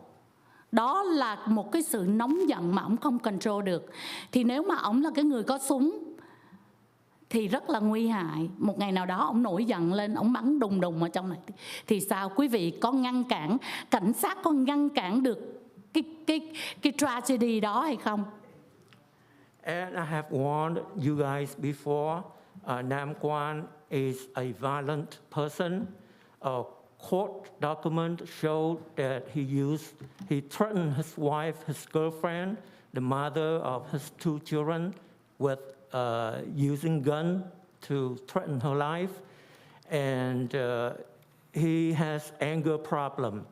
the court papers show that the ruling that has a restraining order against Mr. Nam Quan, and he has to go to anger management, but still she's afraid that he still cannot control himself. The proof is that he still go online attacking people, and at the meeting, he pointed at Councilwoman Kimberly Hall, so she's afraid if one of these days, if he lose his temper, what if he use gun, and that will cost people's life. Và bây giờ đang là tệ nạn súng. Quý vị đã làm gì chưa? City Council, quý vị đã làm gì chưa? Ông thị trưởng đã làm gì chưa? City Manager đã làm gì chưa? Và City Attorney đã làm gì chưa? Để có một cái solution mà ensure là không có bị bắn lộn chạ giống như những chỗ khác. She asking, well, Mr. Mayor, have you done anything? Mr. City's lawyer, have you done anything? Prevention to deal with this issue to make sure that such a tragedy recently happened that would not happen again here? Time's up. I need to make a brief comment on this one. You know, this is totally false accusation. And I recommend that if you want to say something, please do your homework. Because one of the things is I let you know that there's no board that have 6 people on the board. Either 5, 7. There is no 6. And plus that you're telling me that I'm receiving $220,000 from the Midway City Sanitary District. I am sorry. Please do the homework before you speak. Thank you very much. Next speaker, please. Thank you, Mayor. The next speaker is Son Tran.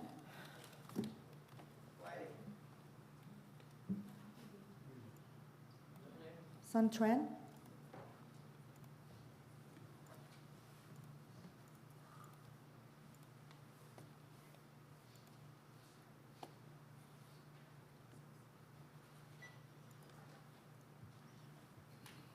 Kính chào quý vị trong Hội đồng thành phố và quý vị ở đây.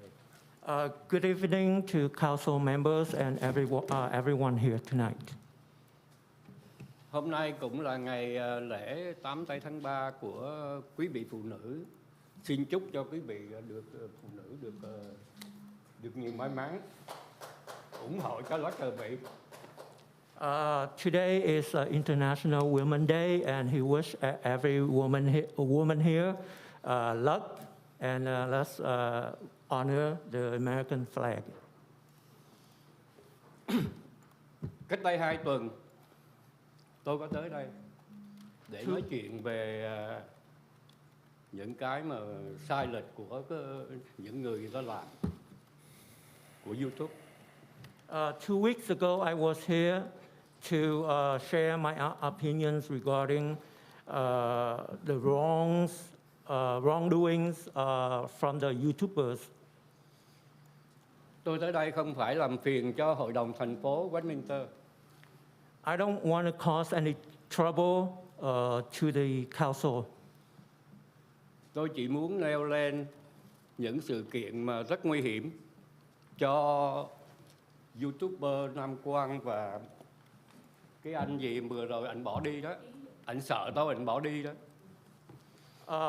He just want to address the YouTubers Nam Quan and his partner sharing a YouTube channel.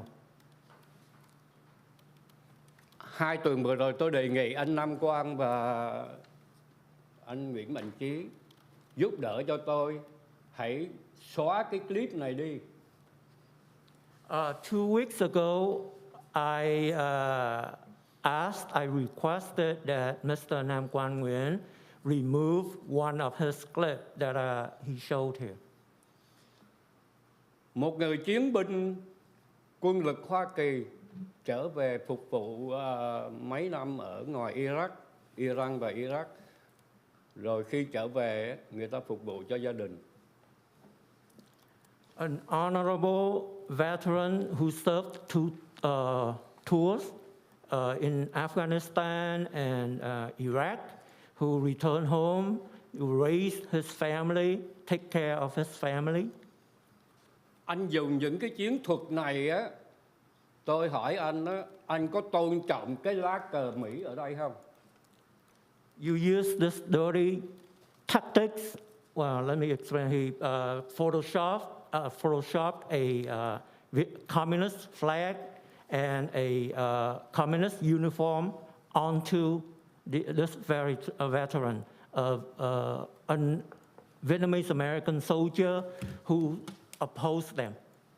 Tôi xin quý vị thành phố Westminster như thế này. Những các anh em chiến sĩ của quân lực Hoa Kỳ phục vụ ở ngoài Iraq hoặc Iran. Let me ask you this. The veteran soldiers that served in Afghanistan and in Iraq, or let me add another, he was asking if you disgraced a veteran Vietnamese American soldier who has served 2 terms and photoshopped him to become a communist. Do you respect the American flag? Quý vị cứ nghĩ rằng á, những người chiến sĩ Hoa Kỳ mà trở về đây á, trở về giải ngũ về hưu thì người ta có một số người á, người ta bị cái bệnh á. Quý vị tôi không biết bệnh nó bệnh gì đó, có bệnh. Thành thử ra á, làm những cái này á, nguy hiểm cho cái một vị mà nằm trong quân lực Hoa Kỳ hồi xưa. Do you know that most of the veteran soldiers who served in wars came home with PTSD, and many commit suicide every day? You know that it's very dangerous for you to do this to them? Kính thưa quý vị, mấy người này không tôn trọng lá cờ Hoa Kỳ. Ladies and gentlemen, these people here, Nam Quan Nguyen, does not respect the American flag, American way. Người ta chỉ dùng cái chiến thuật này á, để làm cho tất cả cộng đồng ở đây nó xáo trộn lên. Và quý vị cứ nghe thôi chứ không biết cái gì cả. Đây là chính thức của tôi. Đây là cái tôi nói chính thức cho Hội đồng thành phố Westminster và cũng như bên cảnh sát và an ninh của Hoa Kỳ, của thành phố Westminster. This dirty tactics that he deployed, it did not serve the community. It only create rift and endanger the lives of those who oppose them. And he just want to warn the police department and the city council. Thưa quý vị, có một số người á, nó lên đây nó nói sai sự thật hết cả.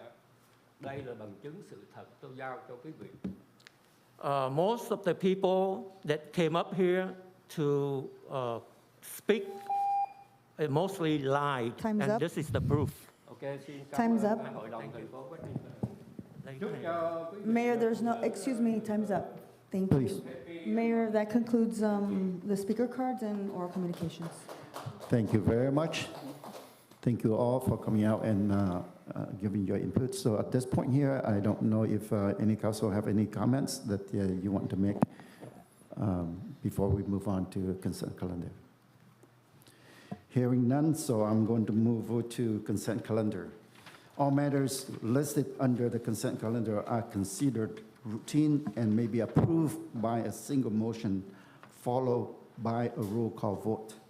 There will be no separate discussion of these items unless members of the City Council or staff request that specific items be removed from the consent calendar for separate action or discussions. I'd like to pull item 3.5 and 3.6. Mr. Mayor, can I would like to pull 3.7 to 3.7? discussion. Yeah. Okay. Thank you. Motion to approve remainder of the consent calendar. Okay, I second that. So the motion is to approve the remaining calendar except for 2.5, 2.6, and 2.7. And we have motion and second on the floor. Thank you, Mayor. That motion was made by Councilmember Monzo and seconded by yourself, the mayor. Councilwoman Fan West, Yes. Councilmember Monzo, Yes. Councilmember Ho, Yes. Vice Mayor Nguyen, Yes. Mayor Nguyen. Yes. Thank you. Motion carries 5-0. Okay, item 3.5. I have a question for staff because I kind of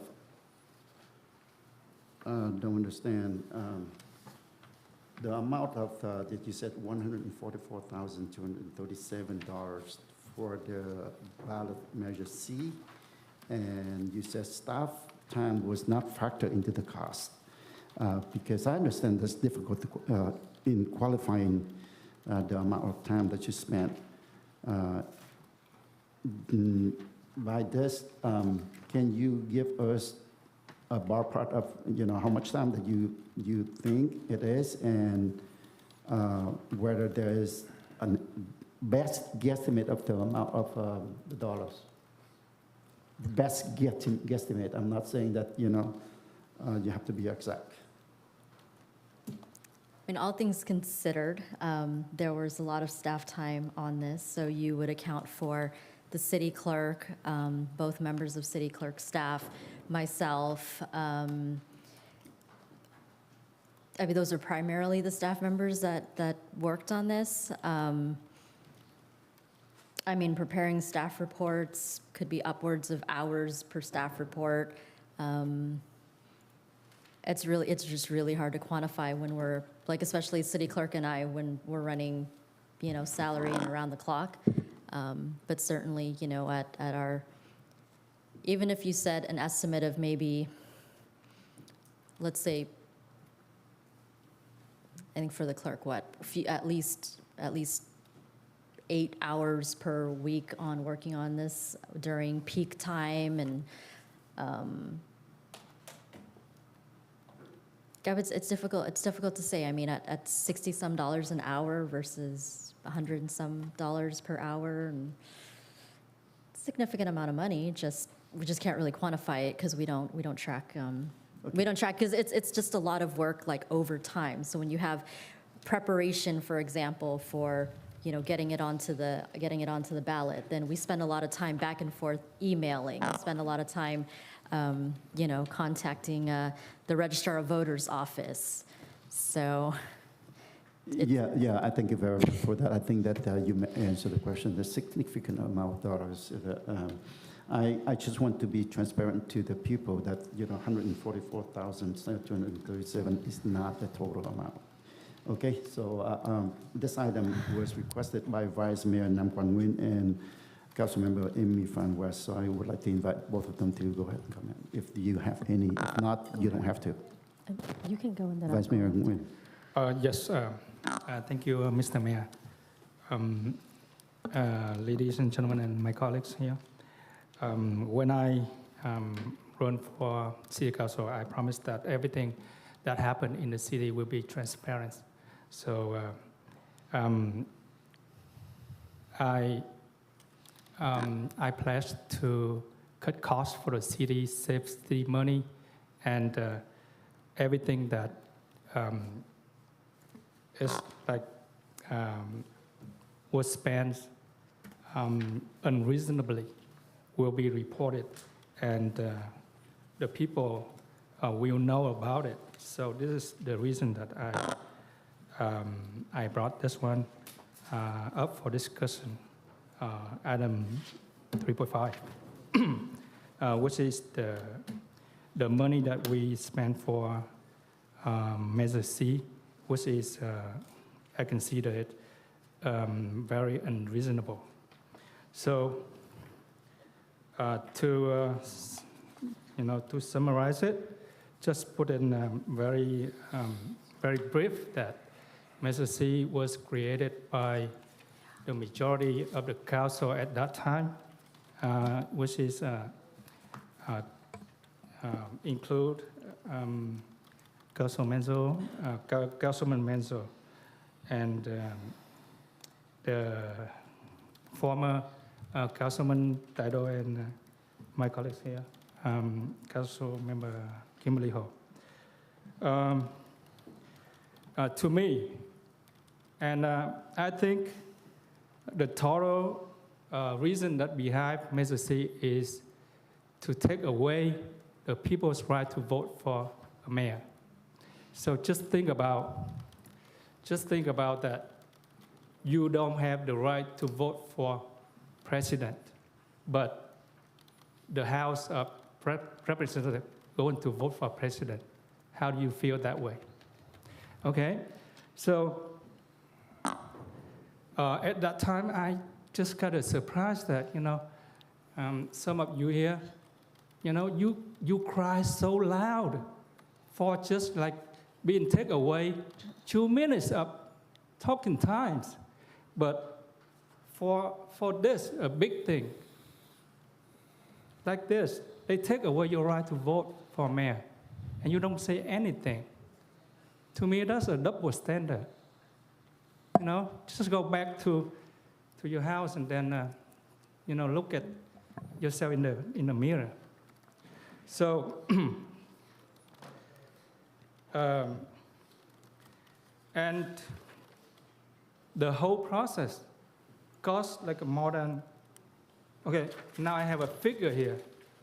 The total is like $144,000. Okay? When we're talking about Tet Parade, you cry out loud again, for spending very useful money for the community. And you cry and cry and cry. I kind of, what the, right? But this $144,000 just throw out away, throw out of the windows. And you don't say anything about it. And this, okay, when we talk about staff time, did we include attorney fee? So no, so attorney fees are part of the legal fees that are listed on the chart, but the attorney is not considered staff time in here. So staff time is just our city employees. All right. Yeah. So we just like throw the money, we burn the $144,000 out of nothing. So you guys don't say anything about it. Okay, how can we explain this to the resident, the ones that's at home right now, watching the TV over Channel 3 right now? Okay, so I have to brought this one to the broad daylight. So people out there going to understand that, what is Kimberly Ho, Council Member Kimberly Ho, and former Councilman Taido, and Councilman Carlos Manzo did to the city. I am considered, okay, Chief Darren. So if somebody steal like $1,000, what charge that we brought to them?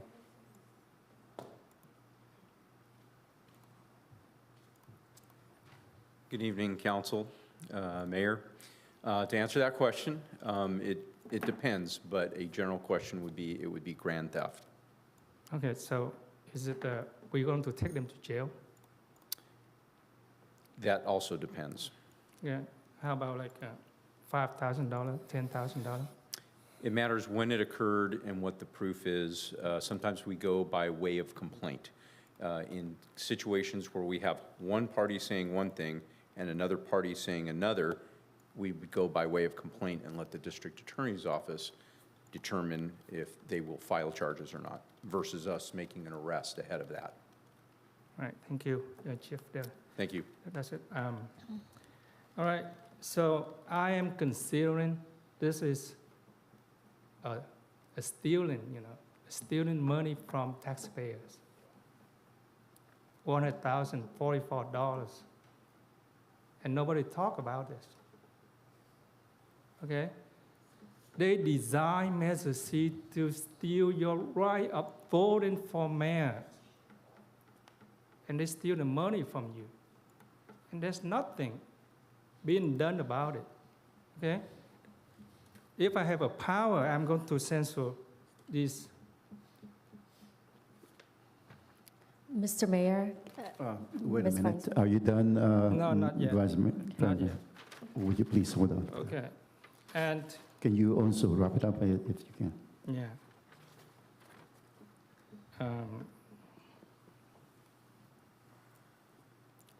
Yeah, basically, I just want, everybody to know, everybody in the city to know, this is not acceptable.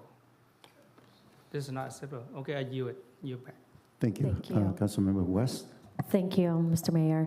The reason why I joined on this 3.5 is because I look at the costs, $144,237. That's almost getting one HLO police for the city. And then not only that, what I would do if I was in the council, the previous council, I would say let's suggest to do a polling. Polling is so much cheaper to see how many people would vote for, want to vote for a mayor or not vote for a mayor. Polling takes about $5,000. In a small city like ours versus congressional, it's about 10 to 15,000. The thing is that we realize with this measure C, people vote 59.95% voted no to this bill because they wanted to vote for mayor, and only 40% that voted yes, they don't care. So basically, the voter said, I want the right to vote for a mayor. And if we decided to do a polling, it will come out to this same data. And it's cheaper, $5,000 versus $144,237. And that we can go toward our homeless police, which we desperately need. So that's the reason why I think this is transparency for us to see that we should never use the taxpayers' money like this, and we should be wise by doing a polling if we want to put any measure in the future on for the people to vote. So that's my suggestion, and I agree with you guys. So this is an example for us not to never, ever fall into this again. All right, thank you, Councilmember West. Councilmember Menzo, if you have anything. Yes, Mayor. Thank you, Mayor. Let me kind of gather myself a little bit because I'm a little, so many words that need to just settle myself down. I don't understand what is the point of this. It seems to me like this is just a bunch of grandstanding, probably the use of public time and staff time for political purposes, for maybe your YouTube channel, for Vice Mayor's YouTube channel, to use it for his gain. There's a lot of things. One thing, just in case the council members don't know this, many cities have a rotating mayor.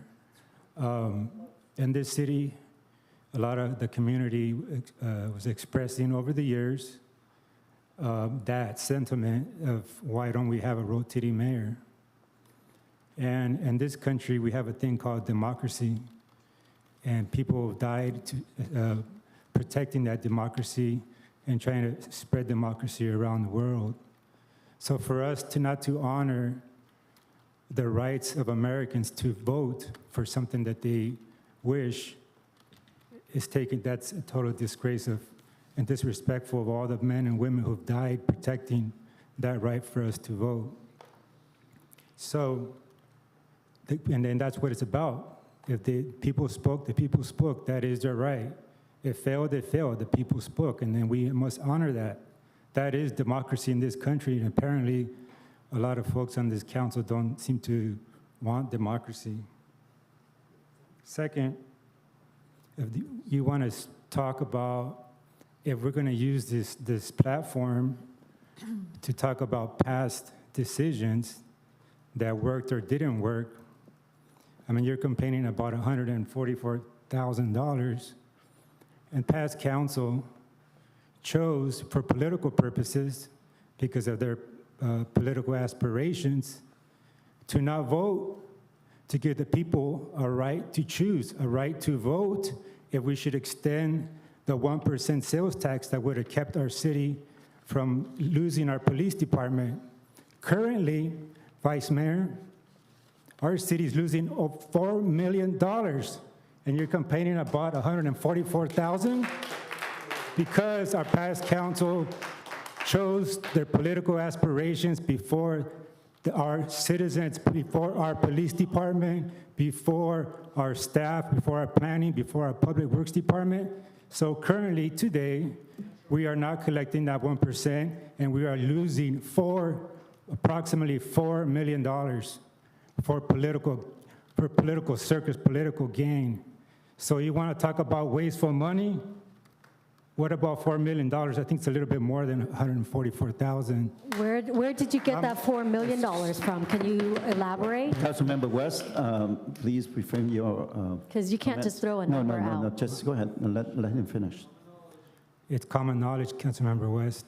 Oh, please show facts. That's We okay, can talk please. to our finance department if you want a number. It's approximately $4 million that we're losing that we cannot collect for the first quarter of this year because we missed the window to place the ballot measure in the November of 2020. Okay? So maybe you should do a little bit of studying. And that's with a fact. I'm not making that up. That's just a plain fact. That in order for us to keep our city afloat, this quarter coming up, we're going to have to choose to either use our reserve or eliminate our police department, half of our police department. That's a fact. So Councilmember West and Vice Mayor Nguyen, I don't understand this whole speaking of moving our city forward, what is the point of this agenda item? To me, it just sounds like it's just for your show, because if you want to talk about past decisions of the city, we can be here all night and talk about past decisions of the city who cost our city way more than $144,000. So I just don't get it. Actions, it speaks louder than words. If you want to move the city forward, well, let's do it.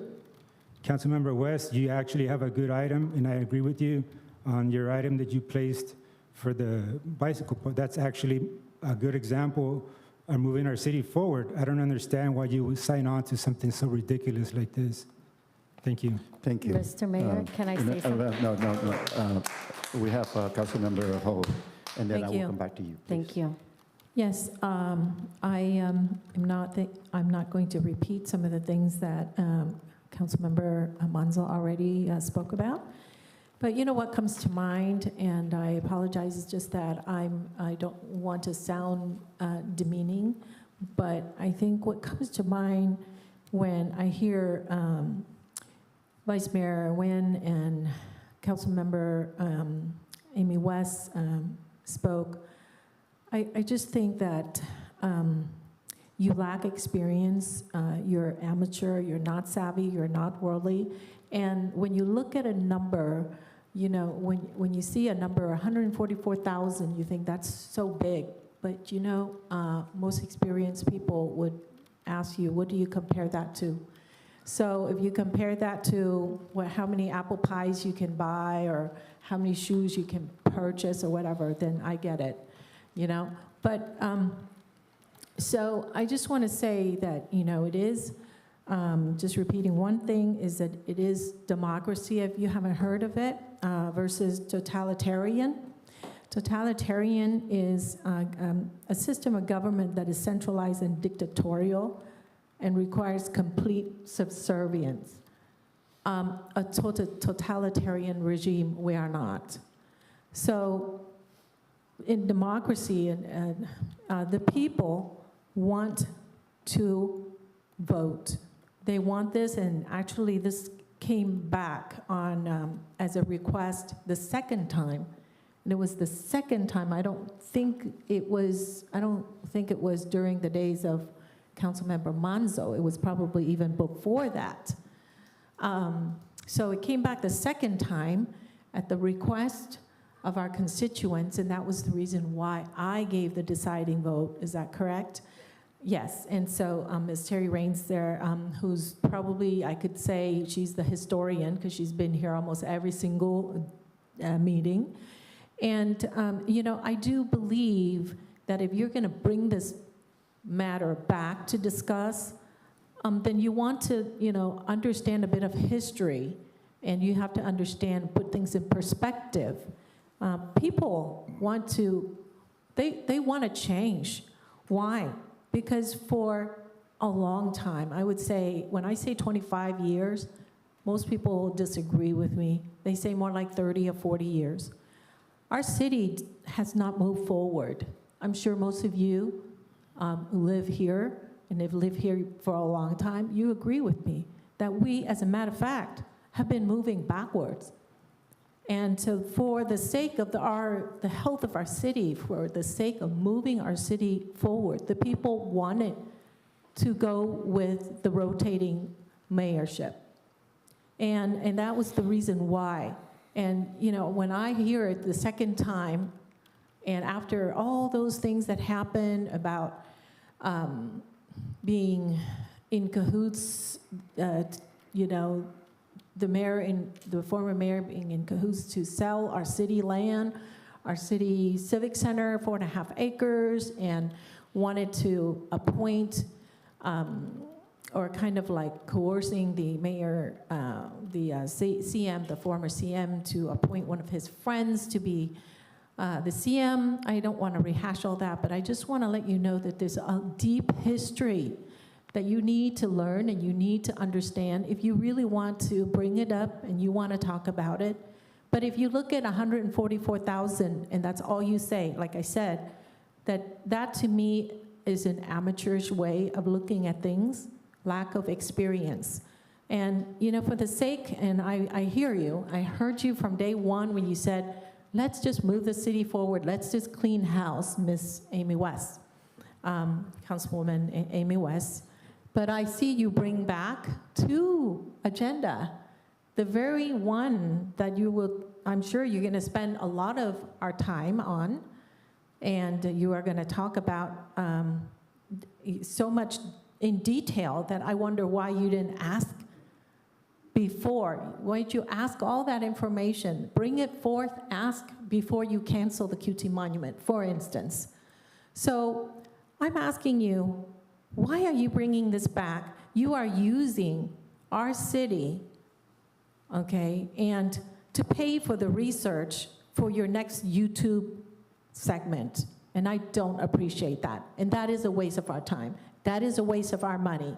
We only have, what is it? I think you stipulated that, and you've changed the time from 12 to 10 p.m. Now, we're still talking about an old agenda. This is how you move our city forward.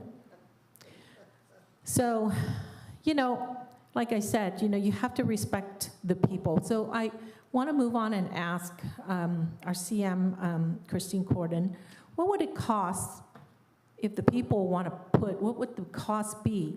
You know that, like I said, you lack experience. So if I didn't give the deciding vote to put this on the ballot, then do you know there is another way?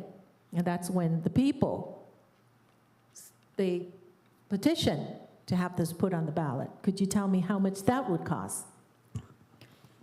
So when voters decide they want to petition to place a measure on the ballot, so they have a responsibility of collecting a certain percentage of registered voter signatures for this, since this is a citywide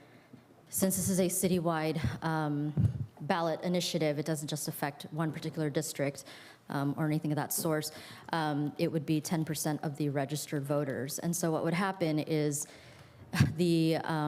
there would be obviously the collecting the signatures for the petition. It would be submitted to the city, and then We don't do elections at the city level, so to verify those votes, it would be sent to the Registrar of Voters office, and we would be essentially on the hook for the verification. And I don't remember if it's $3 and something. It was $3 and something cents when it was during the recall, and that was a cost per signature, but it would cost the city an amount per signature for verification. And then on top of that, you would still have to pay for the special election expenses, the legal fees, everything that is pretty much listed in this, in the staff report for the cost. So essentially, it's the cost of doing business because it is voters' right.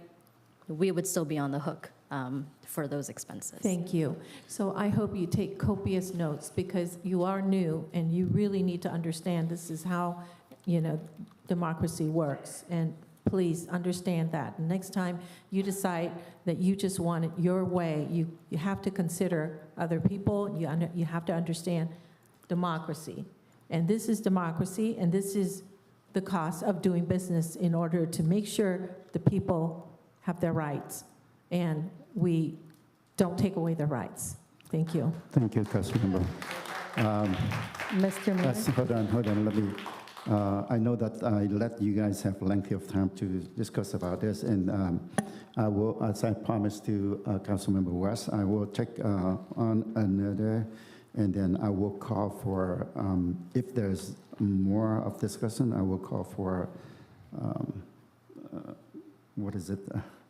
Call for vote. Yeah, so go ahead. Okay, thank you, Mr. Mayor. So, Mr. Mayor, I think it's very condescending for a, peer to talk to another peer that we don't understand democracy when we live in America. This is the republic, and it's not a dictatorship. And what it is that it's called mismanagement under your watch. If you really understand polling, which you ran many race, assembly race to, mayor race and all those things over and over again, and which you're running for city supervisor race coming up this 2024. If you know polling is the cheapest way to get the data of the outcome, that instead of wasting so much money because of you wanting to put on it. So it's called mismanagement, financial mismanagement under your watch. And so Measure Y was put on, and if we did a polling for that too, we would know it would pass because that's what the people wanted. Measure C for the mayor, if we did a polling, which cost $5,000, it would be the same thing. We would know as well that the people don't want that. And so the people of the city of Westminster have spoken. So it's called mismanagement. It's not called dictatorship. We all understand democracy and the value of a vote. It's called you don't understand financial stewardship and being tactful and being smart to take inventory of a city who's about to go bankrupt by doing a polling instead of running through measures and put it on when you know it's not going to work. It's not going to pass. So I agree with you, Mr. Mayor. We should move forward for a vote. I second it. Thank you very much. I know that Vice Mayor Nguyen wanted to comment, but I already said that I call for questions. So there's a second for this. So why don't we call roll? So just to be clear, there's a motion to call the question, but it sounds like maybe there's a motion to just receive and file at this point? I Yes. heard that first. Yeah, Yeah, to vote. Do we- there's To no- vote to receive and file? Okay, if there's a motion to receive and file, then who is that? And is there a second to that? I second. I don't hear the motion. Where did you? who did you hear that from? Mayor, you're I right. did. There currently is no motion on the floor right now. Actually, Councilmember West. I did. She made She the said she motion. second. I say I motion. Okay, do we have a second then? You said the motion to move forward, so Yeah, that means there is motion to receive and file. Okay, then I second it. Go ahead. Okay, Forget about the call for so question. to be clear, Councilwoman Fan West made the motion to receive and file? Okay, and Mayor, you're making the second on Okay, that? yes. Thank you. Council, Councilwoman Fan West, Yes. Councilmember Monzo, Yes. Councilmember Ho, Yes. Vice Mayor Nguyen, Yes. and Mayor Nguyen. Yes. Motion carries to receive and file. 3.6, costs and expenses related to the formation and operations of the Quang Tri Monument Committee. So for this, also put up by Councilmember West and Vice Mayor Nguyen. So I'd like to have you go ahead and start on that. Vice Mayor Nam Pung Nguyen. Thank you, Mayor Charlie. Yes, let's see. I want to start it with like item 3.5, which is spend a lot of money of the taxpayers that we shouldn't spend. Vice Mayor Nguyen, if I'm not come back in time, after you, there will be then Councilmember West, okay? Thank you. All right, thank you. All right, so if you take a look at the report that the whole QT Monument project up till now cost the city $70,143.01. So let me recap this.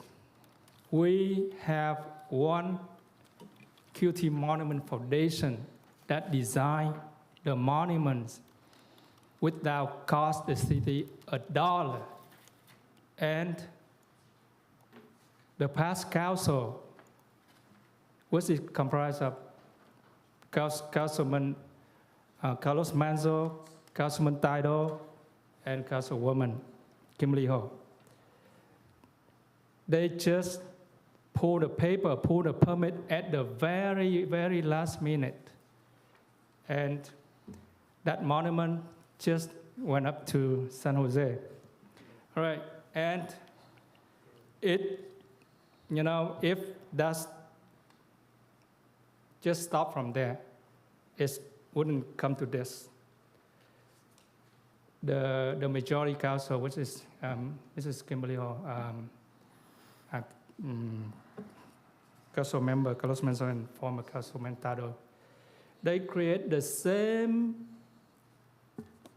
committee with the same name. And that same committee do the exact same thing. They make the monument with the same name. But this time, the city bear the cost, which is $77,000. Just, we don't calculate the staff time here. So, it's just, Councilman Carlos Manzo talking about, last in the 3.5 item, he's talking about a political game or something. And to me, this is, purely political game to me. So why we don't accept that monument that was built, not cost city a cent, but then we just do the same thing, like redundant, and it costs the city like $77,000. So you just think, all right?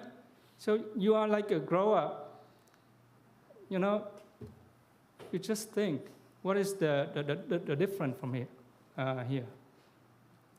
Right? I just want you to take a look at it, take a look at the report, and see it for yourself. Why the city have to spend $77,000 for this monument, which is like need to be done by the nonprofit organization.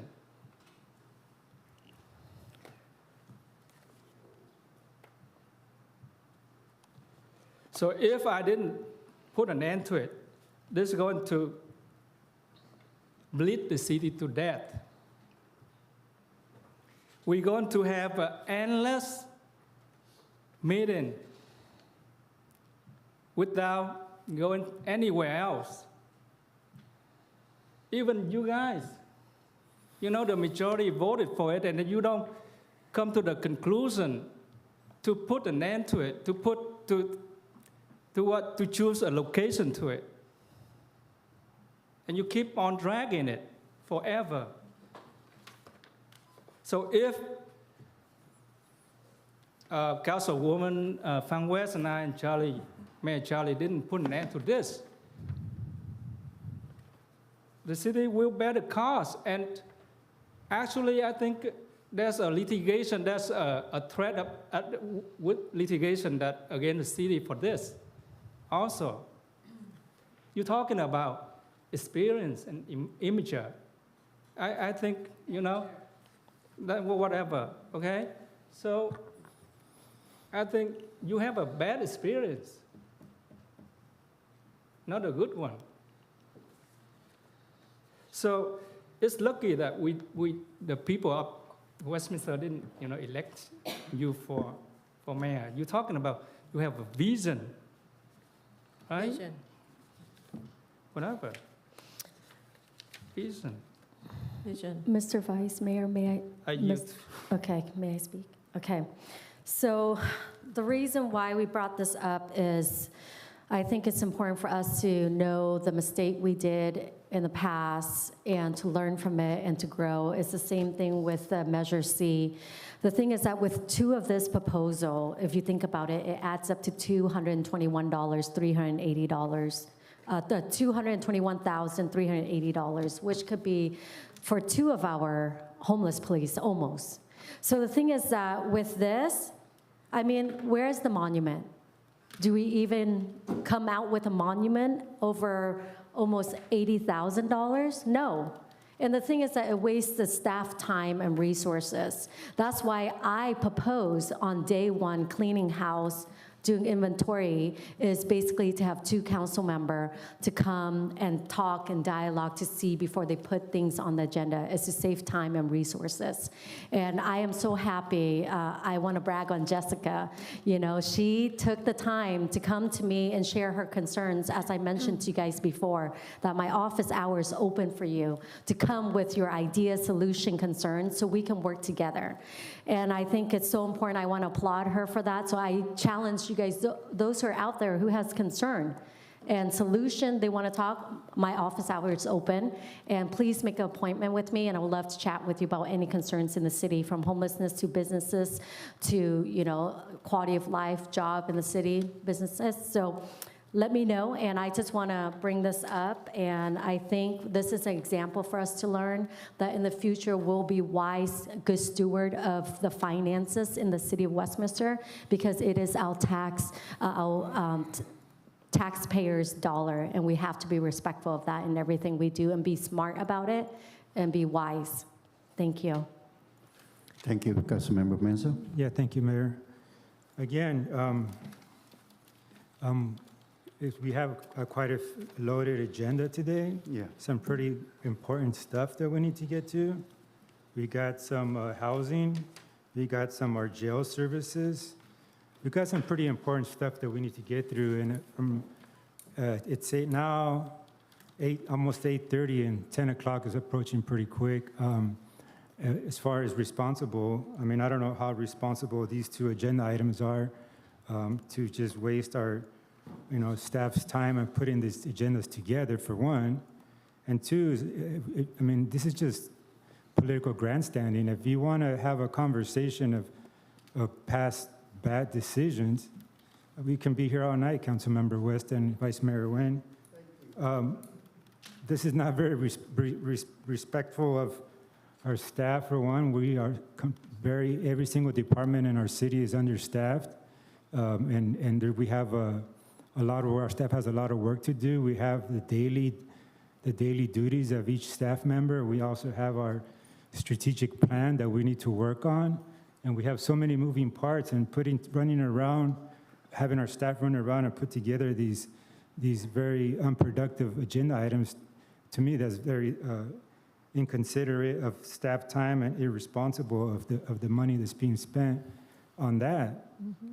Again, Councilmember West, I don't know, you seem to have an issue with wasteful money, but I mean, I would say that democracy is important, and wasteful, losing almost $4 million for political issues because at least two council members chose not to vote for democracy and let the people choose if they want to extend this once in sales tax. $4 million is a lot of money to lose. We're in the risk of losing our police department. I think that's very important, don't you think so? I mean, I don't understand why this is, like I said, this is just a total waste of time. And we can be here all night if we want to go and pull every single agenda item for past councils that either cost our city a lot of money or sold land that wasn't even sold for the market value. I mean, we can be here all night. You want to do that, and then how is that productive? How is this 2 agenda items helping our city move forward? It's just I mean, I guess all I can say is welcome to the new Westminster. You know, it's going backwards and not getting anything done. We have a loaded agenda. Apparently, we're not going to get to it today. Yeah, thank you, Councilmember. I know, Mayor, but I wasn't. I mean, we talked about that when we're done speaking, we will acknowledge that. So, thank you for trying to honor that. But yeah, this is just a big waste of time. Thank you. Thank you, Councilmember Menzo. Next is Councilmember Ho. Yes, I do believe that you too have a conflict of interest because you are friends with people who are suing our city, the Guangxi people, the one that went to San Jose. So I think that's really bad when you have a conflict of interest and you're bringing this up for political games and political grandstanding. So what I want to say is that I want to ask staff, our Vanessa Johnson, our Director of Community Services. I'm sorry to have to bother you, but roughly, could you tell me how long it took for you to put this very detailed report together, roughly? I mean, it's just very detailed, you know? And, you know, when you make a decision, I can understand before you cancel the monument, the QT monument, back in, was it January? I could understand if you asked for all this information prior to making the decision. I have never heard of anybody who 2 months later asked for details, something that you already finalized months before. Can you tell me how many months, how many hours? Roughly? So it took, this agenda item did take several hours. Both Jake and I, our Public Works Director, worked on the Monument Committee together, so we collaborated with this. I would say 6 to 8 hours. 6 to 8 for? 6 to 8. 6 to 8 each. So. I'm not going to speak for Jake. Okay. He So that's assisted for me. you? Yes. Okay, one person. Okay, so I understand, that's totally ridiculous, and you're talking about moving our city forward, but I think the data you're asking is to, later on, you're gonna use that to grandstand yourself, and then for your YouTube. So if I see that on your YouTube, you know, that's what we all know and confirm that's what you're using it for. And so I do believe that's very unethical. So, Councilwoman West, if you can stop texting, and if I can like put this in perspective for you, because you like to put it in the police liaison, quote unquote, officers, like you said, that the amount that we wasted is equivalent to 2 homeless or police liaison officers. But, you know, this is really, if you can put it, I'll put it in perspective for you. 5 million is 25 HLO officers. So You know, out of respect, I'm talking to you, and if you can stop texting and writing and texting and writing, and that's the reason why you don't get some of the things we're talking about. So I really think that it's really a big problem when we keep bringing back and we're kind of being in, you know, conflict with ourselves. We're kind of, what you said earlier in January, you said you want a clean house, you want to move forward, move the city forward. You didn't want to look back, but now you're spending so much of our time. Thank you. All right, thank you. I think it's my turn. First of all, I don't think it's unethical to put this item on. Really? To be honest with you, because I am surprised that so many people involved in this. And I think it's, you know, none of us know how much it costs, including me. I didn't know how much it costs. So I appreciate that we are being transparent to find out how much it costs to do this. And, you know, like Councilmember West mentioned earlier, if something like this, we can always do a survey, which help us in the future. As you see the report, I didn't know that they involved with the senior administrative assistant, management analyst, senior engineering technician, community service director, public work director, and city engineer, city attorney, plus city clerk and city manager is not account to the total of $77,143.01. I just want to be transparent on that. Because if you look at the number 143.1, you need to also go staff time expended in other departments and in the course of regular business, such as the costs incurred in the city clerk's department and city manager's department are not quantified or included in the costs above. I am not trying to trying to debate on this one. I'm just trying to make sure that we know what is there. And looking at the report, I saw that we have 8 total of QT committee meetings and 10 of the city council meeting, and a couple of the meetings for the city for the Quang Tri Monument. I couldn't believe my eyes that one of the Quang Tri committee monument committee is cost $4,900, almost $4,987. We are shorting about $13 for the 5,000. Can you explain it to us? What did we do, especially looking at the Quang Tri Monument Committee, July 5th, 2022?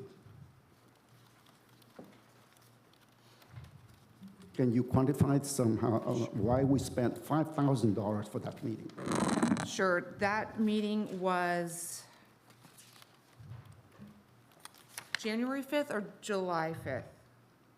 Which meeting are you referring to? I'm sorry. July 5th? July 5th. Okay. So that meeting was a little longer because it also included the 2-hour ethics training that was presented by our city attorney's office. Okay, so that is for, in the average of $3,935 for every other Quang Tri monument, except for the one that in October 24th, 2021, that's $4,000.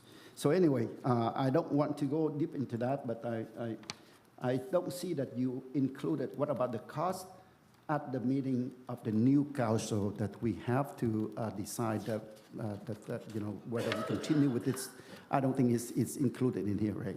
You're correct. That one was not included. So that should be more added to the total of that. Yes, that would be an additional agenda. I just want to point that out, and that's all I have. And with that, I move to receive and file. Is there a second to that? Second.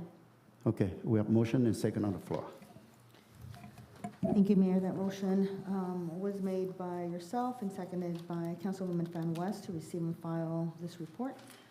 Councilwoman Fan West? Yes. Councilmember Monzo? Yes. Councilmember Ho? Yes. Vice Mayor Nguyen? Yes. Mayor Nguyen? Yes, Motion carries 5-0. thank you. Moving on to Proclamation 3.7, approval of proclamation and disapproved by Councilmember West. Thank you, Mr. Mayor. I just want to say, since today is International Women History Month, and I just want to applaud all the women out there, the ladies, the moms. You know, you guys hold your family together. You hold the community together. So I just want to encourage you guys to continue to do the good job that you're doing. And don't give up and continue to make our community better, because you guys have so much power as women. I mean, we multitask all day and every day. And I just want to say thank you so much, ladies out there, for all you do. And this month, we just want to celebrate you. And thank you so much. And then for the National Vietnam War Veteran Day, I just want to thank you for those who serve in the Vietnam War. And thank you so much for your sacrifice, you know, that you fought for little girls like me, and thank you.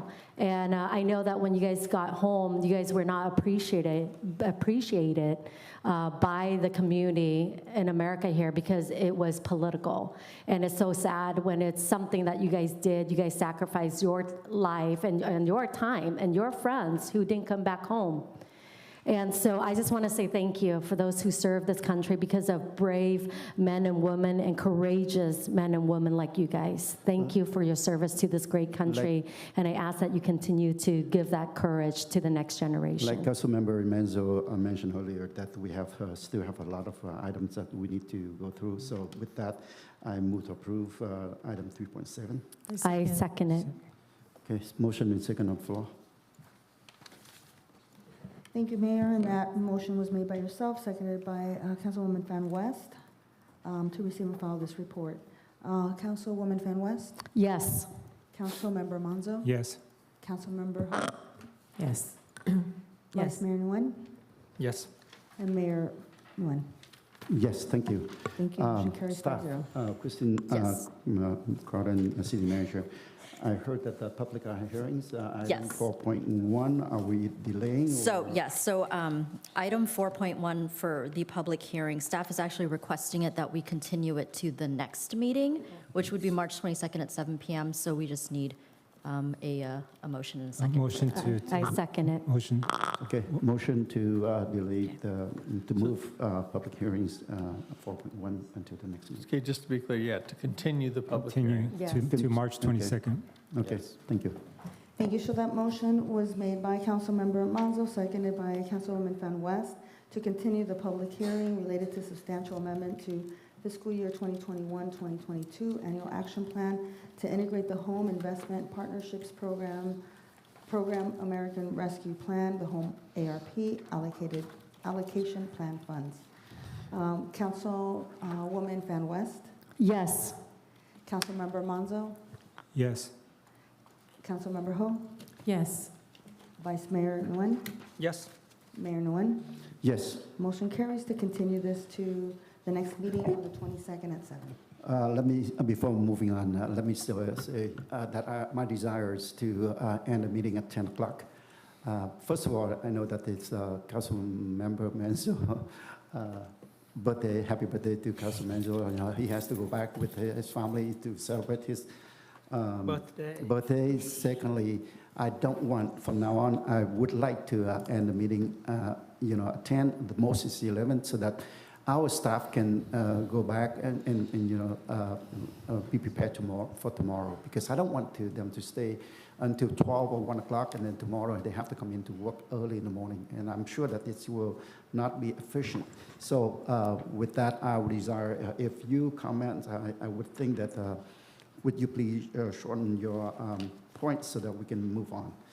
So with that, I'm going to move to regular business. Approval of agreement with My OC for Be Well OC to address mental health and homelessness during fiscal year of 2022 and 2023. I'd like to have a staff report, please.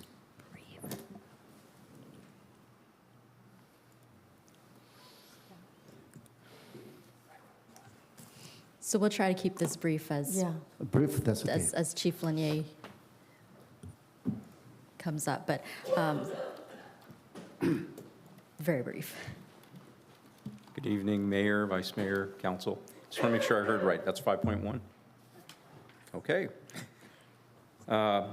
Council last year approved ARPA funds be spent on a way to mitigate some of our issues in the city, including mental crisis with the homeless and others. Joining many other cities in Orange County, including our neighbors to the south and to the north, we contracted with Be Well, also known as Mind OC, to staff 12 hours a day, 7 days a week for 2 years using ARPA funds. No general fund money will be used for this, to assist our police officers in dealing with members of the public who are having mental health issues. I'm open to any questions you have regarding this. And we actually do also have a representative from Be Well here if you have any technical questions that I can't answer.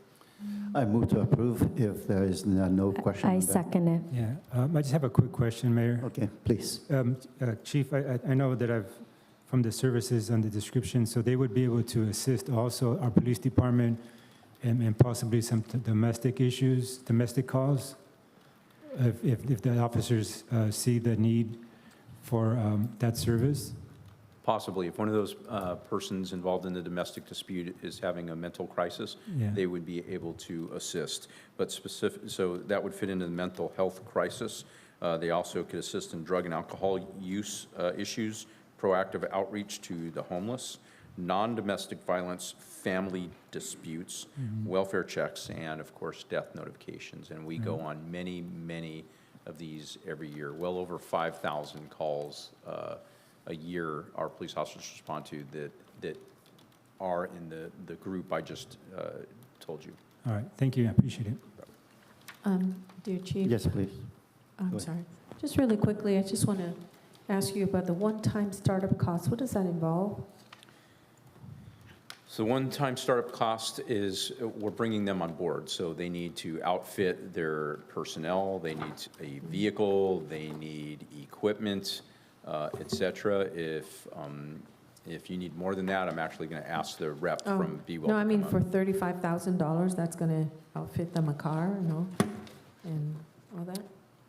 I'll ask the rep Just to curious. come up because that is a detailed question. If that's okay, Yeah. if that's quick.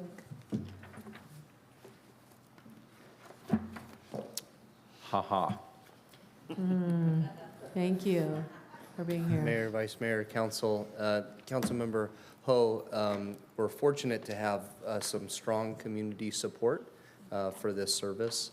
And so there are private philanthropic funds that can go to offsetting that startup cost. Oh. The startup cost is for the vehicle. Okay. The vehicle is a Sprinter van designed to be able to transport people when necessary to care that they might need. That could include the Be Well facility where there are mental health and substance use services. It could include taking somebody to a clinic to get their medications filled or any number of purposes. But we do have private funds to help offset that cost. I'm sorry, I don't know if I think I've spoken to you before, right? on the Some phone? time ago, yeah. Yes, So I did. My and name is I- Marshall Moncrief. Hi. Yes, yeah, okay, the name sounds familiar, because I know I spoke to you about this program. This is even before the chief came on board, right? Correct. So I'm so glad you're able to work things out, and yeah, thank you so much. Appreciate it. Thank you, that's all. Thank you. Okay, thank you. Okay, anything else? If not, we have a motion on the floor. Okay, please. Oh, okay. No, I'm coming up to see if there's any other questions. Oh, yeah. I just have a request. It's not a question. Since Councilwoman West and me. Your mic. Okay, since we are on the ad hoc committee about homelessness, and I got a surprise this morning that I found out our police department is I thought that just the police, the SLO taking care of the homeless issue. I just found out that we contract out to the third party. So I talked to city manager that Amy and I going to have a ride along with the Be Well and the SOL to find out what's going on, what we do on daily basis, so we can report to the community. Yes, Vice Mayor. So Councilmember West has already taken a ride along with our HLOs. We are contracting with Be Well. They're not on board yet, and we estimate about 60 more days until they're outfitted and ready to go. And we will put them in front of council in this setting once they are mission ready. So just letting you know that that is going to take still a little while. So can you come back and then let him know right that the day so that he Absolutely. can tag along? And unless you want to go out with the HLOs, we can accommodate that much sooner. Yeah, please, because 60 days is very long to me. Correct. All right, thank you. You bet. Okay, Madam Clerk, thank you very Thank much. you. All right, Madam Clerk, go ahead. Thank you, Mayor. That motion was made by yourself, seconded by Councilwoman Fan West, and that is to approve the 2-year agreement with Mind OC for Be Well OC program for mobile crisis response services in a contract amount not to exceed $1,838,727 and utilize the American Rescue Plan Act, ARPA, federal funds to procure the services, and to authorize the mayor to execute the agreement on behalf of the city in a form approved by the city attorney. Councilwoman Fan West? Yes. Councilmember Manza? Yes. Councilmember Ho? Yes. Thank you. Vice Mayor Nguyen? Yes. Mayor Nguyen? Yes. Motion carries 5-0, Mayor. Okay, the 5.2, amendment to number 2 to agreement with the County of Orange to provide Family Resource Center and Family Stabilization Services. I know that I'm moving fast. I want to entertain the motion. If not, then I will. A motion to approve, but I think this item is it does deserve a staff report because our FRC does a lot, and I think the community needs to hear what the FRC does. So please, Gina, thank you. Okay, there's a request for a staff report, please. Sure. Thank you, Mayor, Vice Mayor, members of the City Council. We're here tonight to present the extension of the FRC agreement with the County of Orange. And I'm going to turn it over to Gina Nunes, our Family Resource Center Supervisor, who will do a brief presentation for you. Okay. Hello, Mayor, Vice Mayor, City Council members. Thank you so much. Okay, my first time. Thank you so much for having me. I am very proud to be here tonight to share with you about our Family Resource Center and our successes. So I could read it all if you'd like me to, but we've been funded for over 20 years from the County of Orange Social Services Agency. We were most recently awarded a contract July 1st of 2020 and a budget expansion this current year. This is a federal grant, a grant opportunity as a result of federal legislation from the Promoting Safe and Stable Families program and other funding sources. And services are intended to maintain the safety of children in their homes, help families through crisis that might lead to removal of children from their homes, speed the return of children to their homes, and alleviate stress and promote good parenting. So essentially, we are here to prevent child abuse, keep families together, and build strong communities. So we collaborate with these partners that you see here to provide our core services, so Human Options, Interval House, Abrazar, Boys and Girls Club of Westminster, and the Westminster School District, with the City of Westminster being the lead agency. There's also a large list, which is not all-inclusive, of all of the different community partners that we work with as well. To highlight a few, we work with Community Health Initiative of Orange County, Community Action Partnership that actually presented today, the police department, many of the school districts in our area, Fair Housing, Love Westminster to support our homeless population, Girls Inc., Regional Center, a little bit of everybody in Orange County. If they're out there, we're working with them already. And if we're not, we're always seeking new opportunities. So here's a list of the core services that we offer. Again, this is not inclusive of everything, but it is kind of the general topics. We utilize different curriculums, different partners, different service providers to offer all of these things. So case management and family advocacy, mental health services, domestic violence services, parenting education, basic needs assistance, youth programs, health, wellness, and life skills education, and as well as just information and referrals for the general public that call in seeking information. So the services are provided by culturally competent staff. We do provide services and do have staff that speak English, Spanish, and Vietnamese to best support the diverse needs of this community.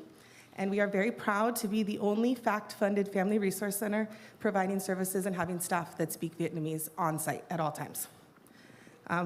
Westminster Family Resource Center has served over 18,000 individuals from 7,000 families, and it says here since opening its doors, but really it's about from 2010 when data was really collected. That's when the county implemented their the database that we utilize. And more than 2,200 individuals from 920 families already during this current contract cycle since July 1st have been served, July 1st of 2020. So we are currently in a contract cycle, and this is to extend the contract for 2 more years. So we are staffed currently with 1 full-time employee and 5 part-time employees. And please note that no general fund dollars are used to directly support this program. It is fully grant funded, and grant oversight is administered by city staff. From July 1st, 2020 to present, I just want to share a few stats with you. So we've served 2,212 individuals at least from 920 families, and these are unduplicated numbers. They could have potentially come back for multiple services, but they're only counted 1 time total. You see the breakdown of the different ethnicities there, and these are all self-reported, as well as the primary languages. And those are both for the adults and the children in the household. From July 1st to 2020, July 1st, 2020 to present, just to represent the need a little bit, there are 85% of the families that we've served have self-reported a household income of less than $50,000 a year. And nearly 50% of the families served reported that they often or sometimes worry that they will run out of food. A couple more. So throughout this current fiscal year, since July 1st, over 520 families have participated in the food distribution. They can participate every month, so that is not 521 unduplicated.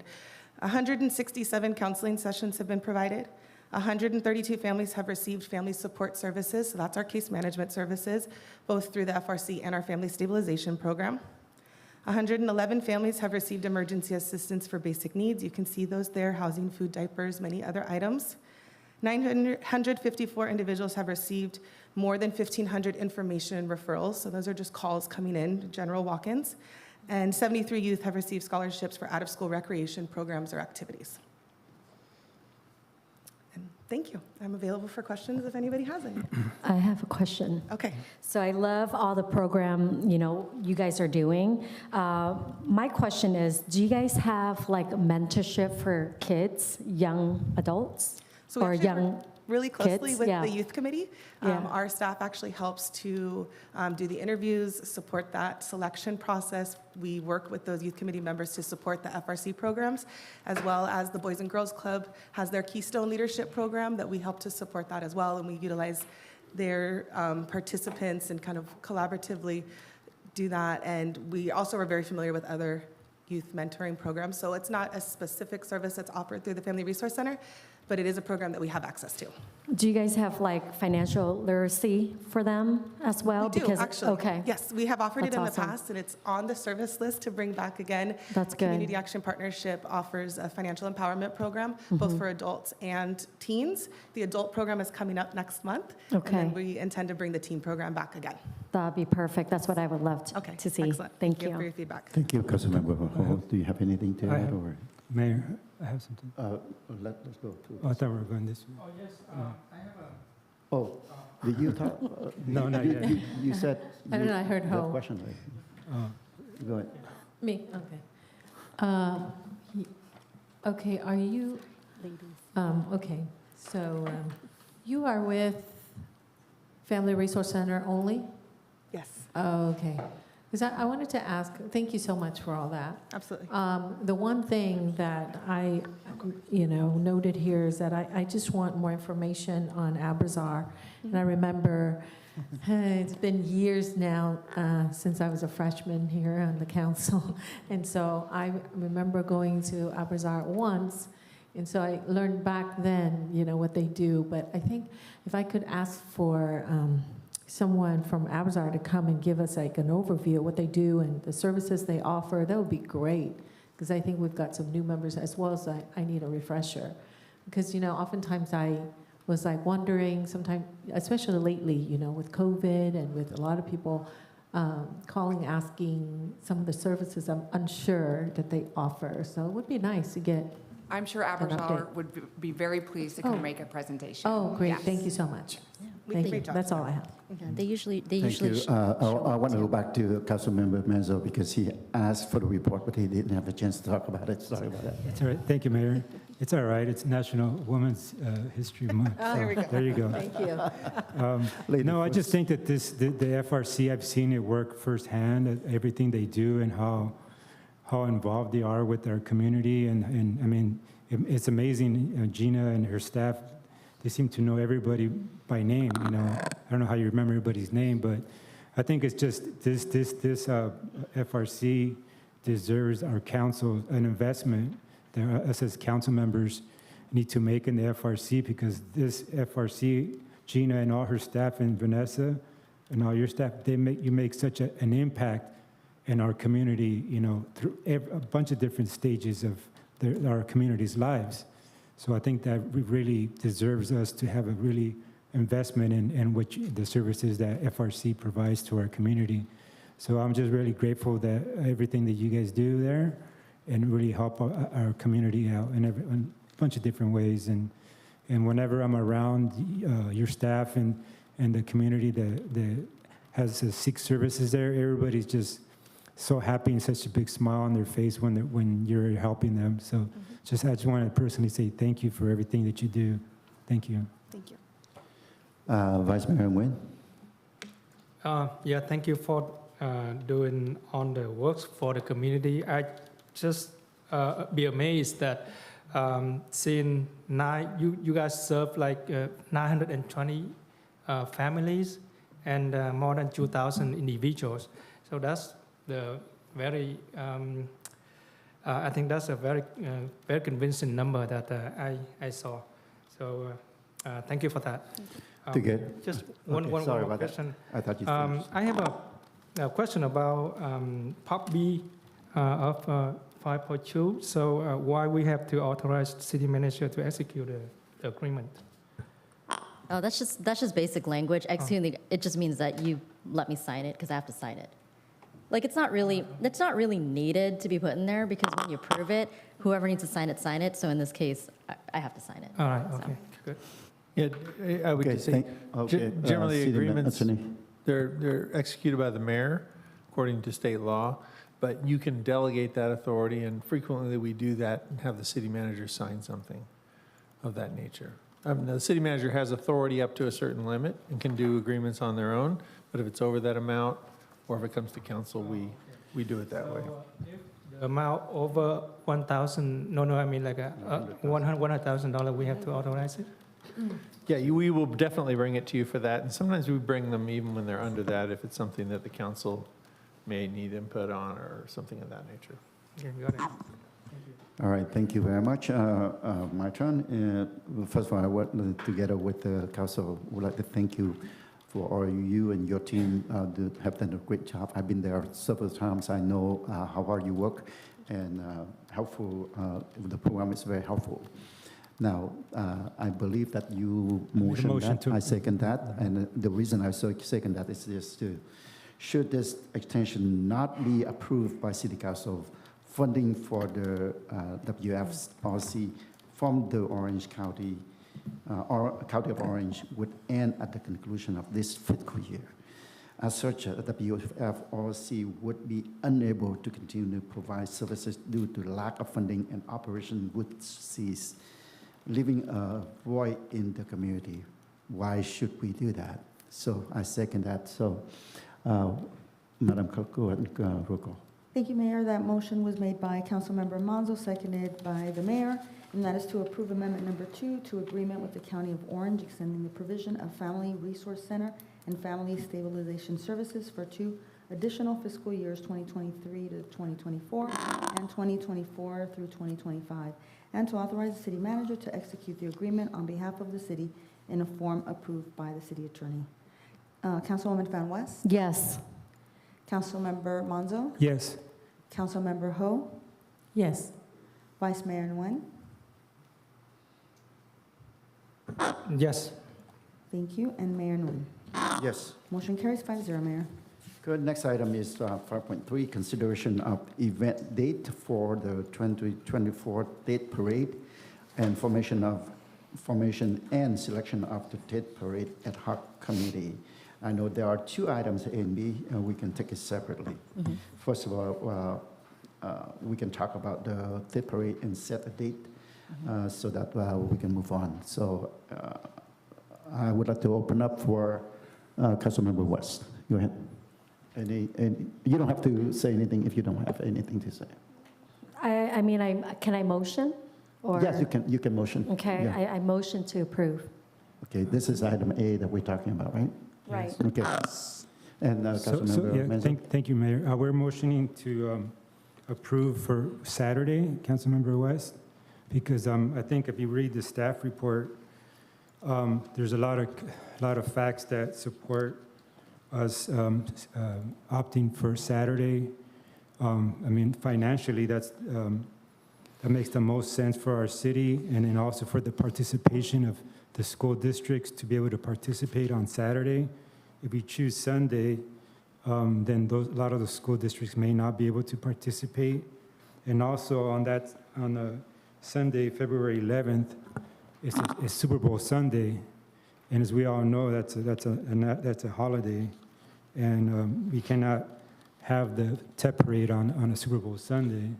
So for us, I think Saturday, February 10th is the day that we should have the TEP parade.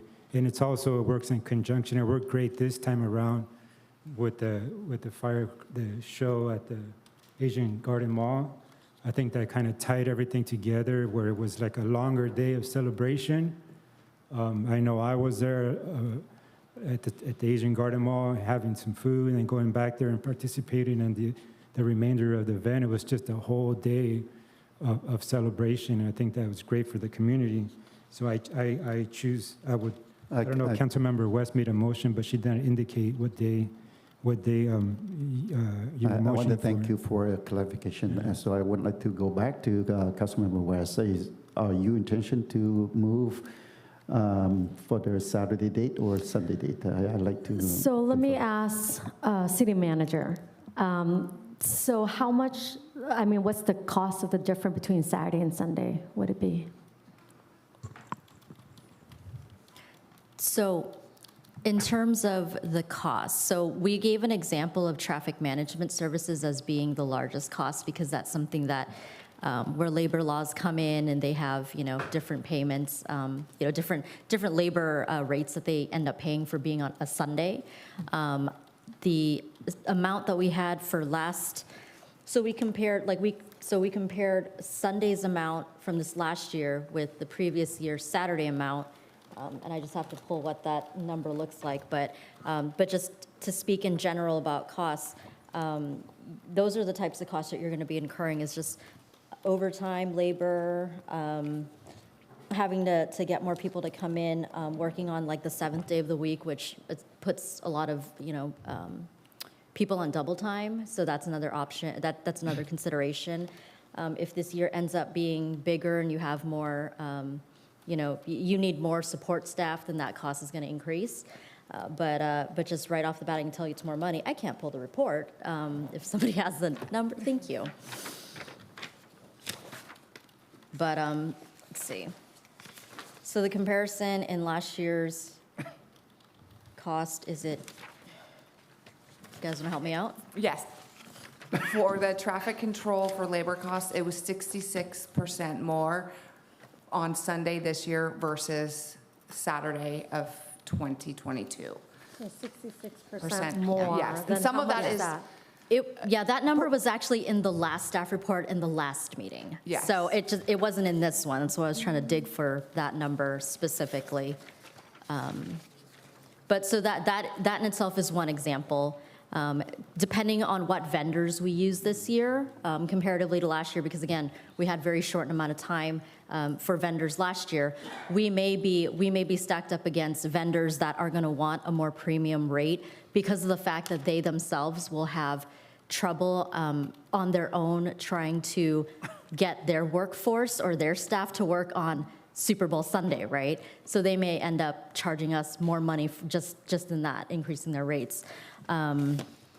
Sunday's a little tough for those hourly rates, but I would say can't really quantify exactly yet because we're a little bit early on. We don't have estimates per se for the next parade, but just based on the comparisons between Sunday before and Saturday before, there is a cost. There is an increased cost. The reason why I asked is because I just want to make sure, if it's 10,000, 20,000 difference, I go, okay, it's not a big deal. But if it's like 100,000 different, or $80,000 different, so that's the reason why, but go ahead. So I will say this much when it comes to staffing. So I can't force people to work on a Sunday, on a particular day. And so I will say that we will probably struggle getting staff to work, which may then, for like public safety, for example, we'll have public safety working. We may not get explorers because of it being on a Sunday, and they need to be with their family, watch football, right? American pastime. And so we may end up having to, because we need support staff, actually having to pay people to work the parade, like through a special events. Like a special events coordinator or event management.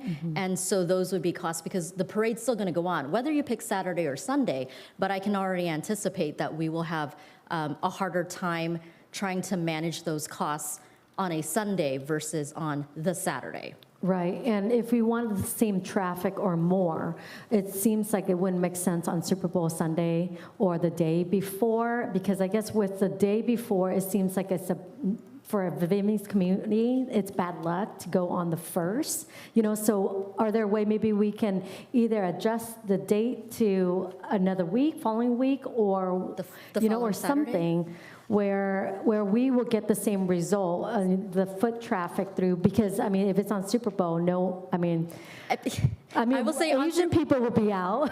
I'll say this much though, and I totally get it. With Super Bowl Sunday, it's tough because it's in the afternoon, but you've got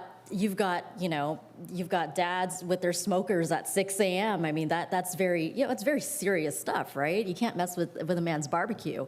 But people are trying to go to their they're trying to meet with their families. They're trying to, get together. It's just a fun pastime, right? You're watching commercials. It becomes a whole day thing. Last minute people go into Costco to buy their libations. But these are things that just happen on Super Bowl Sunday. We've done the parade on the first day of the Lunar New Year before. And I get both ways, because if something bad happens on the first day, that sets the stage, right? Thankfully for us, we did the parade this year, and it was very positive for us, even if it was on a first day. It was a first day, it was a Sunday, and it was it was well attended, but it also wasn't Super Bowl Sunday. So there's no easy answer, but you just have these variables where if you want to have a successful parade, a lot of that control for event management really needs to stay with the city, because as you've seen, in previous years, when you have the more private individuals and groups you have trying to control the parade, the less control we have as a city to ensure that it's going to run smoothly, run it the way that this council desires for it to be, that the community wants it. So you could do it the following. You could do it the following week. I don't know, but there's always that instance for people where they're coming into town. They are with their families, and then they leave after all the festivities. Right, thank you, City Manager. Yeah. So I motion for Saturday. Okay, Councilmember West. Okay, he motioned for Saturday. Okay, any question or concern? Yeah. Did you? Yeah. Are we talking about item? Still item Yeah, 5.8. A, right? Still part A, right? Yeah, 5.3. Yes. 5.3, Part A. Yeah, we're still on A. Yes. Okay, still on Just- A. Yes. Yeah, Yes. I'll second Councilmember West's motion for All right, thank Saturday. you. For Saturday? Yeah. Yeah. Yeah, you know, I just, I agree with that. I agree with Saturday. And the only thing is, when you mentioned that it's bad luck, I haven't heard of that. Well, You know, I think I do hear that. Saturday is good. People are going to be out. And plus, I think right after that, just like this last parade, there's the fireworks. So I'm for Saturday. Do you have any things to add? Oh, I totally agree with Councilman Carlos Menzo. Okay. Thank you. To respond to Councilmember, yes, I heard a lot of those. You know, it says people don't want to come out on the first. They rather want to be with the family. But in this condition here, we can't have a choice because it's going to be a Super Bowl Sunday. I mean, you know, we can't fight with that.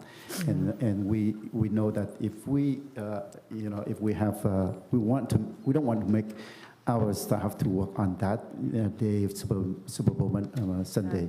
So I do agree with that. So we have a motion and second on the floor.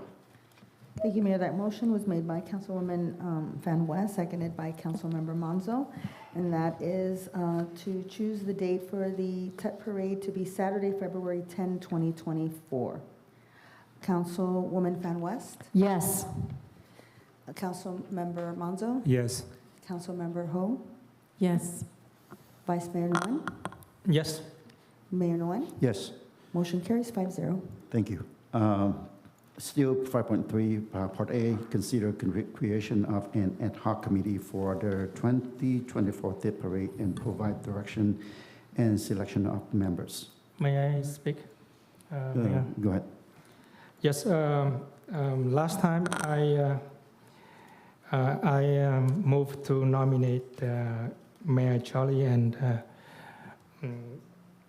Council Member Van West to the ad hoc committee this year, and I want to repeat it. What I said, I want to nominate you guys on the ad hoc committee because you know, actions speak louder than words. You guys did a very good job, and I don't want to fix the cars that running well. Okay. I Is second that it. your motion? Yes, I moved to. So there's no motion and I there's a second. second it. I Is make a there motion. anything else? I have something, Mayor. Yeah, Councilmember Menzo. Thank you. Yes, I understand what's going on, but I mean, like again, we mentioned before, you know, there's nothing preventing any council member to help and meet with staff and, you know, try to help with, you know, the vendors and businesses. But, you know, I just wish this council would try to be a little bit more, you know, a team player and you know, inclusive with all and all this division, that's all this bickering. And, you know, I originally chose, I would think, the best to do this. And since Councilmember West had an opportunity, for me, looking at the time and all the connections and the relationships in the community, I would say the best, if there is an ad hoc, that the best candidates would be the Mayor Nguyen and Councilmember Ho, because they're the ones that the veterans on here, and they would be the best to do it. So I mean, I would just wish this council would try to, you know, put all this division aside and just for once try to be a team player and choose the two best candidates, which is the Mayor Nguyen and Councilmember Ho, to be an ad hoc if there is an ad hoc. I just think that would be the best for the community, and it would show that this council really wants to work together to move our city forward. So, I mean, I would make a motion, a substitute motion to nominate Mayor Nguyen and Councilmember Ho. I second. Okay, there is a substitute motion on the floor. So if there's no other comments, let's go ahead and vote on substitute motion first. Thank you, Mayor. The substitute motion was made by Councilmember Monzo, seconded by Councilmember Ho, and that is to nominate Mayor Nguyen and Councilmember Ho to the Tet Parade Ad Hoc Committee for 2024. Councilwoman Fan West, No. Councilmember Monzo, Yes. Councilmember Ho. Yes. Vice Mayor Nguyen, No. Mayor Nguyen. The reason I said that for the, with the effort to move this city forward with a lot of activities in the communities, I know that with this item here, I have, to be honest with you, I have to speak out. I have a hard time to work with Councilmember Hall. So with that, I will vote no for that. Motion, the substitute motion fails. 3-2. Just want me to go back to the original? Yes, go back So to the your original motion was made by Vice Mayor Nguyen, seconded by Councilwoman Fan West, and that is to appoint Mayor Nguyen and Councilwoman Fan West to the ad hoc committee for 2024. Councilwoman Fan West, Yes. Councilmember Monzo, Abstain. Councilmember Ho, No. Vice Mayor Nguyen, Yes. Mayor Nguyen. Yes. Motion carries 3-1-1. Okay, moving on to 5.4, approval of amendment number 4 to agreement with G4S Secure Solutions, Inc. for jail custody officer services in fiscal year 2022 and 2023. I don't know whether any one of us need to have the staff report. A motion to approve. I just, quick question for the chief. This is just allowing you some time to come back at a future date with some more options, correct? Good evening again, and yes, Councilman, that is correct. All right, thank you. So a motion to approve as recommended for I items A, second B, it. C, and D. Okay, I thank you very second it. much. Thank you, Chief. We have Um, motion and second on. I do have a question for the chief. Oh, okay. Okay, Councilmember Ho. Yeah, Chief, so this is someone else's jail, someone else's people, officers? No, correct? Is this our own jail? The jail is our own. The staff that we have in the jail as jailers is a contract we have with this Okay. company. Okay, so we are using our jail? and That is correct. For how long now?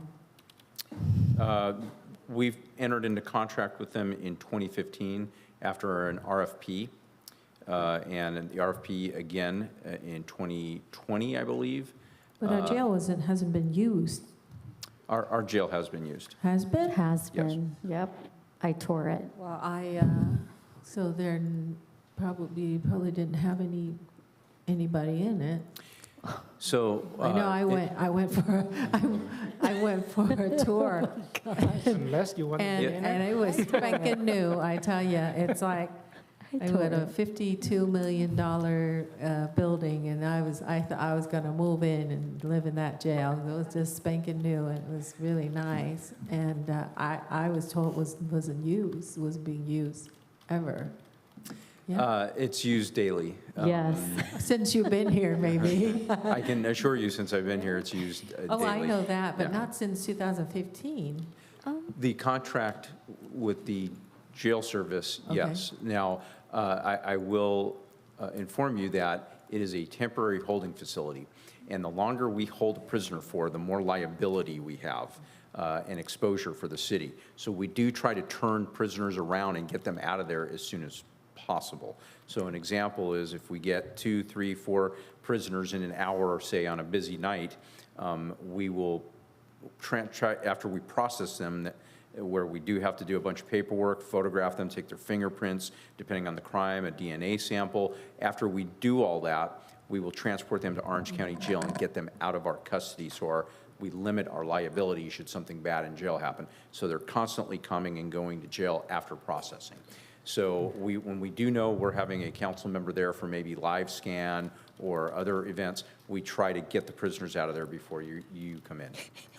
I don't think so. It was spanking new. No, I'm glad you're making use of it. I'm not really teasing, but I am kind of, so I'm very happy that it is being used. And I was going to say, so at any one time, what is the average amount of people in the holding cell? So last year, they processed almost 1,200 arrests. Uh-huh.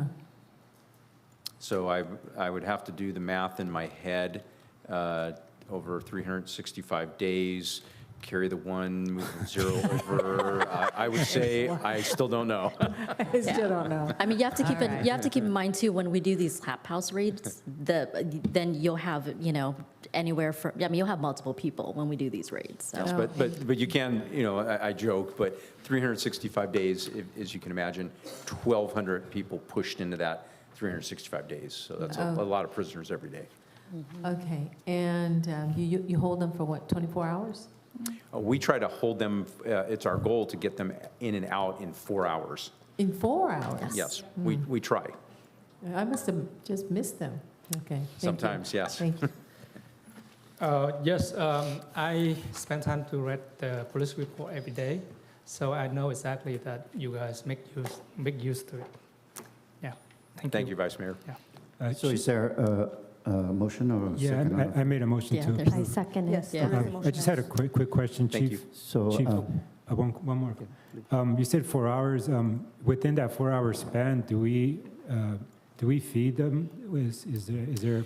So we sometimes, yes, but the good thing is we try to turn them around so quickly that we do not have to feed them, and we do not have to have medical staff on our staff there, and medical staff get paid a lot of money. So that's part of us turning them around so quickly, is we're trying to avoid those costs that would be pretty high. All right, thank you. Okay, we have a motion. Thank you, Chief. Thank you.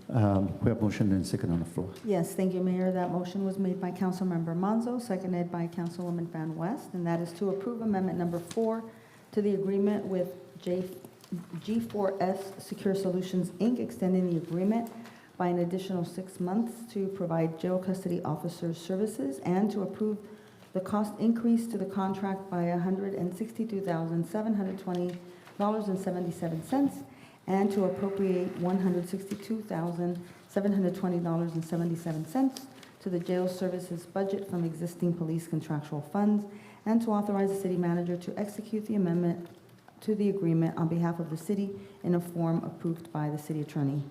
Councilwoman Fan West, Yes. Councilmember Monzo, Yes. Councilmember Hall, Yes. Vice Mayor Nguyen, Yes. Mayor Nguyen. Yes. Motion carries 5-0, Mayor. Just be mindful that we have about 35 minutes to 10, so, but I don't want to rush you. If we can't And finish we're it, then going we to can do it. beat that clock.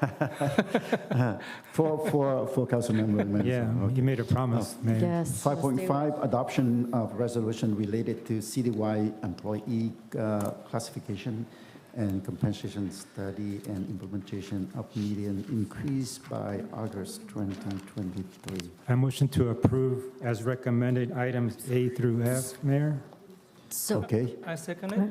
so we actually have to make a note for, so there's a discrepancy in one or two of the resolutions. She'll explain it, but you'll have to adopt these as amended, with whatever the amendment okay, is. can you go ahead and state what? Yes, I apologize.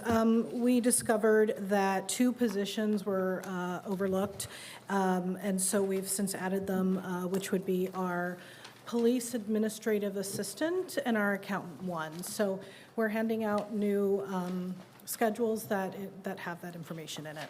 So who make the motion? Yes, You? I approve motion to approve as amended, and items, is that on particular number? Or? So, 5.5. okay, so, If the mayor will just give us a brief moment to sort through and distribute these documents to you. so we could just, whatever the change is, we can just read it into the record, whatever that change is. So if it's highlighted on there, Is it just adding the item? Okay, so on, You know what, I want to take a look at it. okay, let's, then, Okay. Vice Mayor wants to have a copy of that. let's give him. So he wants a copy of it. Oh, I'm sorry. It's okay. Will somebody read it and then give him a copy? Okay. Speed on it.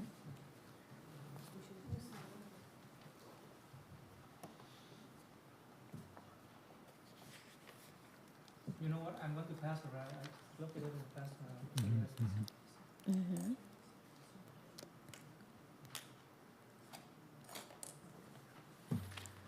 Okay, sorry, I just need a little direction. So what we are amending is adding police administrative assistant, WPOA non-sworn, step A, 4,400, step B, 4,620, step C, 4,851, step D, 5,094, step E, 5,349, step F, 5,616, step G, 5,897, and step H, 6,192, as well as under the Westminster Municipal Employees WMEA Accountant, non-exempt, step A, $26.01, step B, $27.31, step C, 28.68, step D, 30.11, step E, 31.62, step F, 33.20, step G, 34.86.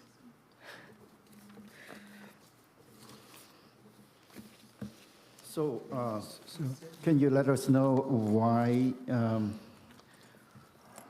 I know that you said you overlook, but why we have to amend it?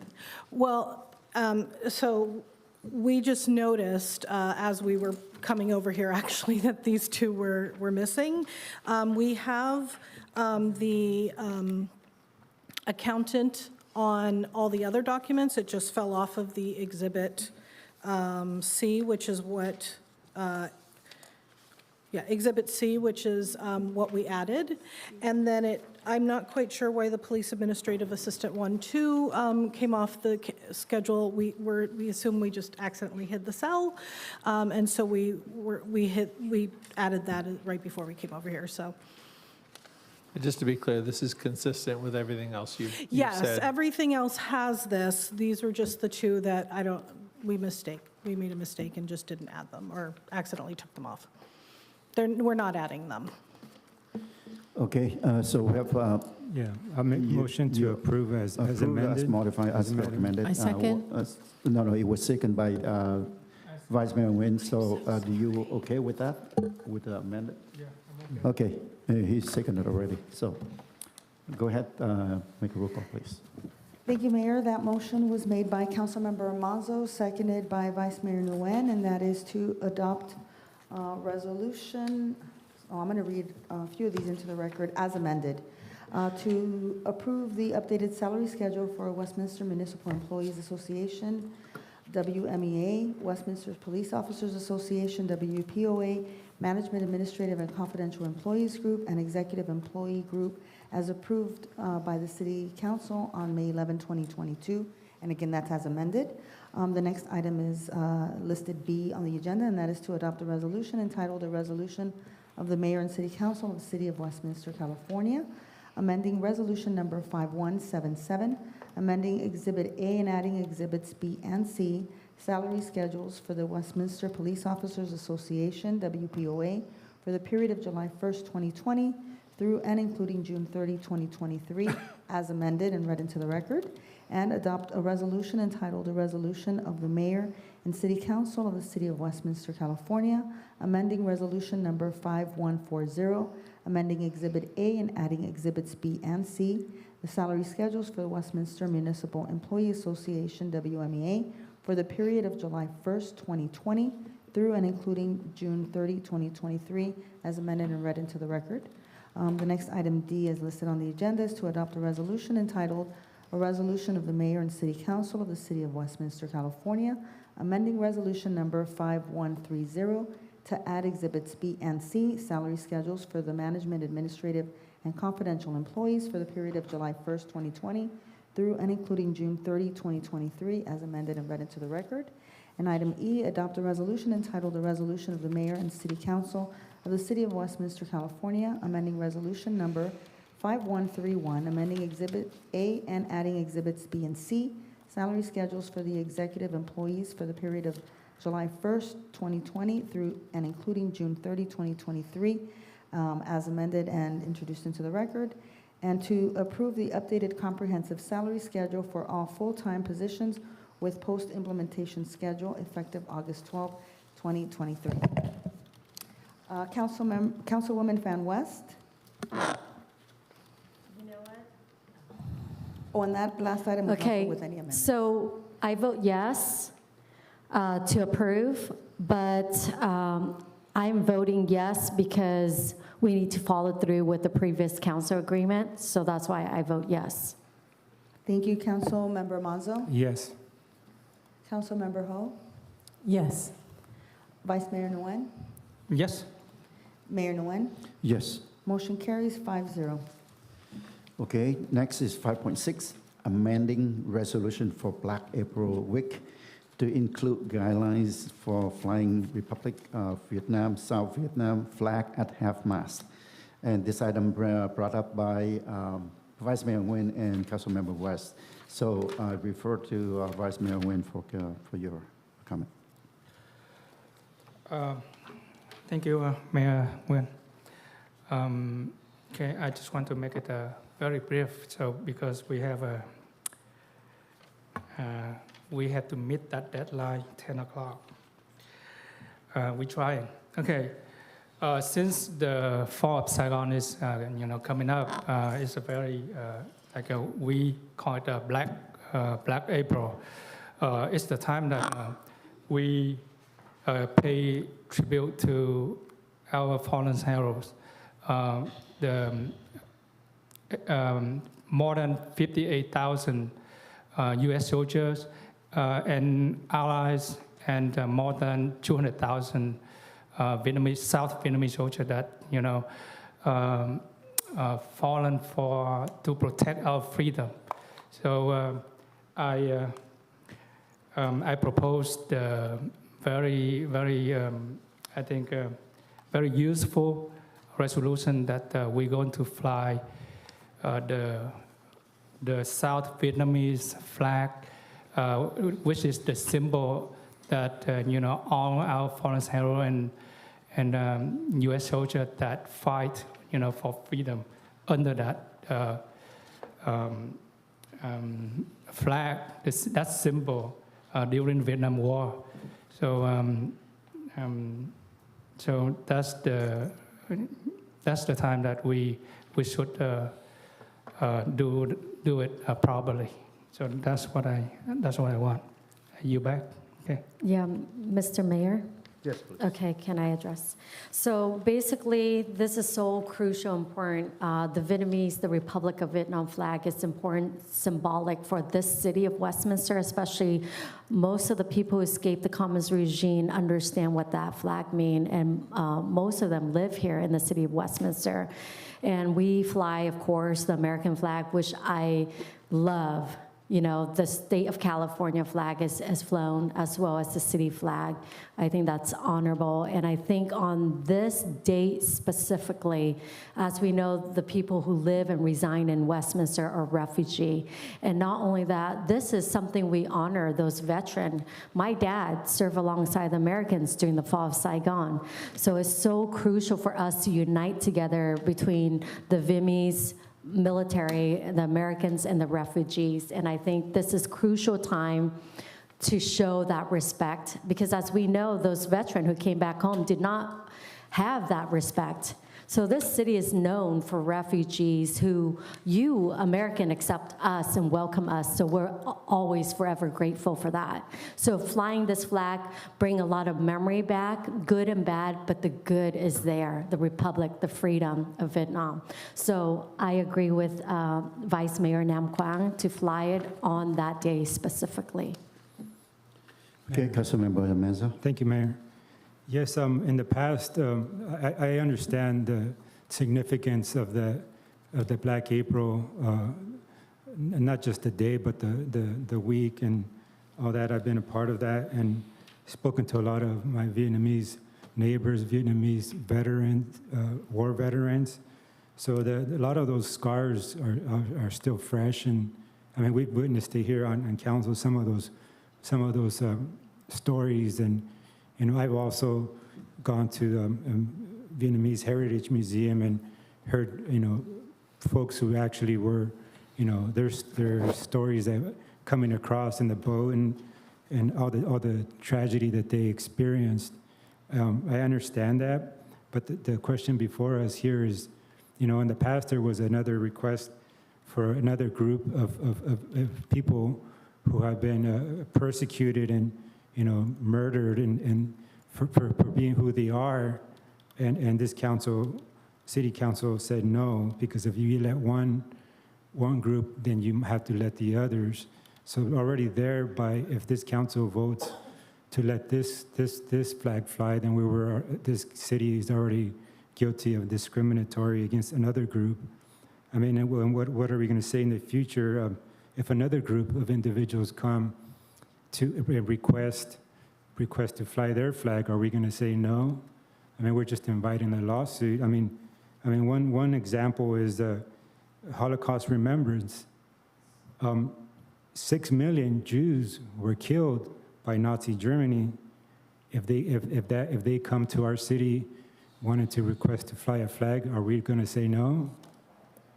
The LGBT community, the Hispanic Heritage Month, I mean, are we going to say no to them as well? There's a lot of tragedy and turmoil in that community as well. So if we're going to fly one, I say that then let's fly them all, if that's what this council wants to do, not just fly one individual. I mean, let's show, if that's the request of this council, well, let's include them all. Let's be inclusive to all communities, not just one.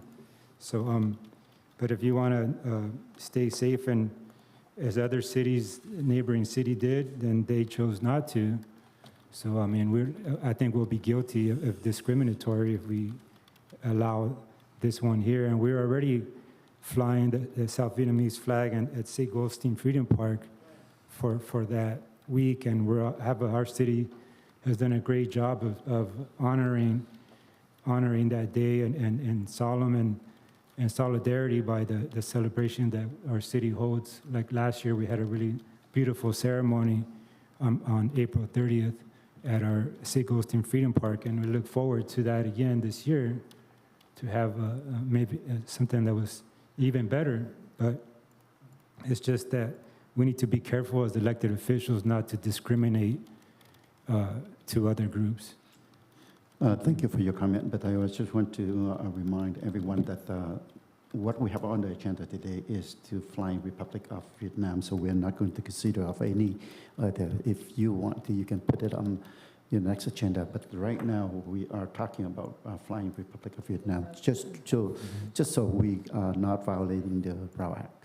Okay, well, in that case, I make a substitute motion to have staff bring us a list of flags that we can be inclusive to all groups and bring them forward so we can vote on it. First of all, I want to come back. We have the motion. I don't know what we have the second. No, we don't have a motion. We don't. Oh, do we have the motion yet? Oh, there is. Yes. We do have the motion to move forward. Okay. And Okay. So is there a second to that? Before it has to be before you make a substitute motion. Is there a second motion?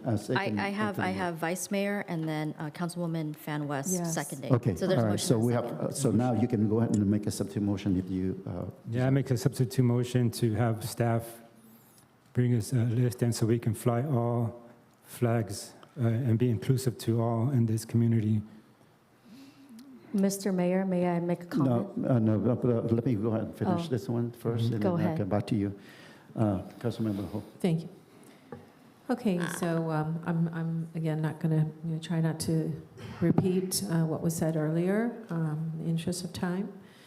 So we live in America. We have to represent different nationalities, all nationalities for that matter. We really don't want to cater to any one nationality and have double standards. So if we agree, I do agree with Councilmember Manzo that we would have to include them all. And we have turned down, and we have in the past. And so, to be inclusive, we got to look at all different nationalities, the LGBTQ community, and et cetera, so that we are not accused of being biased towards any one nationality. So currently, I know in the past, our council has said very clearly that we would have, at our Civic Center, we would fly 3 flags, a US flag, California flag, and our city flag. And I do believe and I do agree to fly our Republic of Vietnam flag at half-mast at Sid Goldstein Park. Even if you like it for a week, then it could be done for a week. That's already in the... That's for a week, it's being proposed for a week, or it's already been approved? No, that's what I'm Are you just saying. My seconding point is that if that's already being done, then that's great. I'm all for that, and but, so I would say I would second the substitute motion. Okay, it's my turn before okay. First of all, if this flag flying in some of the times, then I may have a problem with that. But if it's flying during this time, I don't know, maybe we have a difference. You may have a different opinions, and I do have a different opinions, and we respect that. But whenever I see this flag flying in that period of time, I remember, as is stated in resolution number 4934, that we are remembering the sacrifices of over 300,000 members of Army Republic of Vietnam and 58,000 members of the United States Armed Forces were killed, and not to mention that 304,000 United States Armed Forces and more than 1 million members of ARVN were wounded. Okay?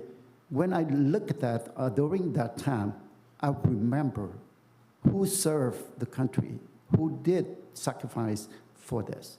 It reminded me on that. You believe it or you don't, it's up to you. Like I said, we have different opinions, but that's how I see it. So I'd like to, in addition to this, I know that we adopt this resolution back in a couple years ago. And at the time that we adopt this resolution, we also mentioned that we are going to have the ceremony at 10 o'clock every April 30th at the City Garden Park. And we have been doing that for the last couple of years. And so because of this amendment, I'd like to also add it to the resolution that we need to incorporate that the ceremony for the April 30th at 10 o'clock annually. I don't know that I make it clear enough, city staff. It's clear. But we have the substitute motion right now. So if you want to add that amendment, were you going to add that to the original motion? Original, yes. So I would vote on the substitute motion first, and then First of all, okay. Yeah, but yes, it's clear. I know what it's, understand. yeah. Let's vote on the substitute motion. And can you remind us what is the substitute motion and who motion and who second? So the substitute motion was made by Councilmember Monzo, seconded by Councilmember Ho, and it was to include all flags. Is that correct, or did you No. want a list of all the I flags? want a list of flags, and then for us to, after we get that list, to fly those flags, and it's pertain per their celebration, whatever it is, whatever that flag is, if it's whatever Hispanic Heritage Month, whatever it is, that week, like History Month, I don't know how many other flags, LGBTQ, Pride Month, I know what other flags, flag for, I know we have International Holocaust Remembrance Week. Yeah, so Whatever- basically, whatever we so have. it's not adopting it's not adopting a resolution to include all flags. It's just for a list of all flags for the council to consider for the future. I would know to fly them. To fly all the flags that you're talking about? Yeah. Including Yes, the but I don't want communist to, flag? I don't want to. KKK too? Okay. Yeah, that exactly, that point right there was. Mayor Charlie, can I? Well, That's okay. I know, Let I'm him working finish. on that. Okay, go ahead. That precise comment by Councilmember Wynn, that was one of that exactly was one of the things brought up at the previous time, that flags like that can be also asked. So if they're going to say no to them, that's discriminatory, right? Are we going to discriminate from one or the other? I thought we were voting. Okay, So I'm trying to set up the Yeah, motion. no, we need a clarification, so we needed that clear. So the resolution that's on the agenda right now is super specific to just Black April. So if you wanted for staff to come back with a list of flags with a different resolution, that would be the appropriate motion. Okay, I'll amend it to that. Yeah, bring Okay. it back. So, And you agree? the second, And Councilmember Ho, do you agree to that? hold on. We're still on the We're voting substitute motion. substitute motion. Yeah, we're on the substitute motion. Substitute motion. What? Okay, so call it. you okay. Yeah. So go ahead, call roll.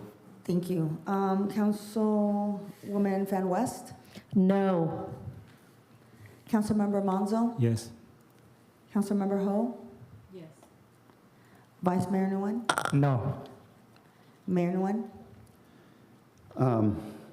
This one, you have to understand that we have to review case by case. As I mentioned earlier, the reason why we have to justify it, it's not that we are going to approve for all the flags out there.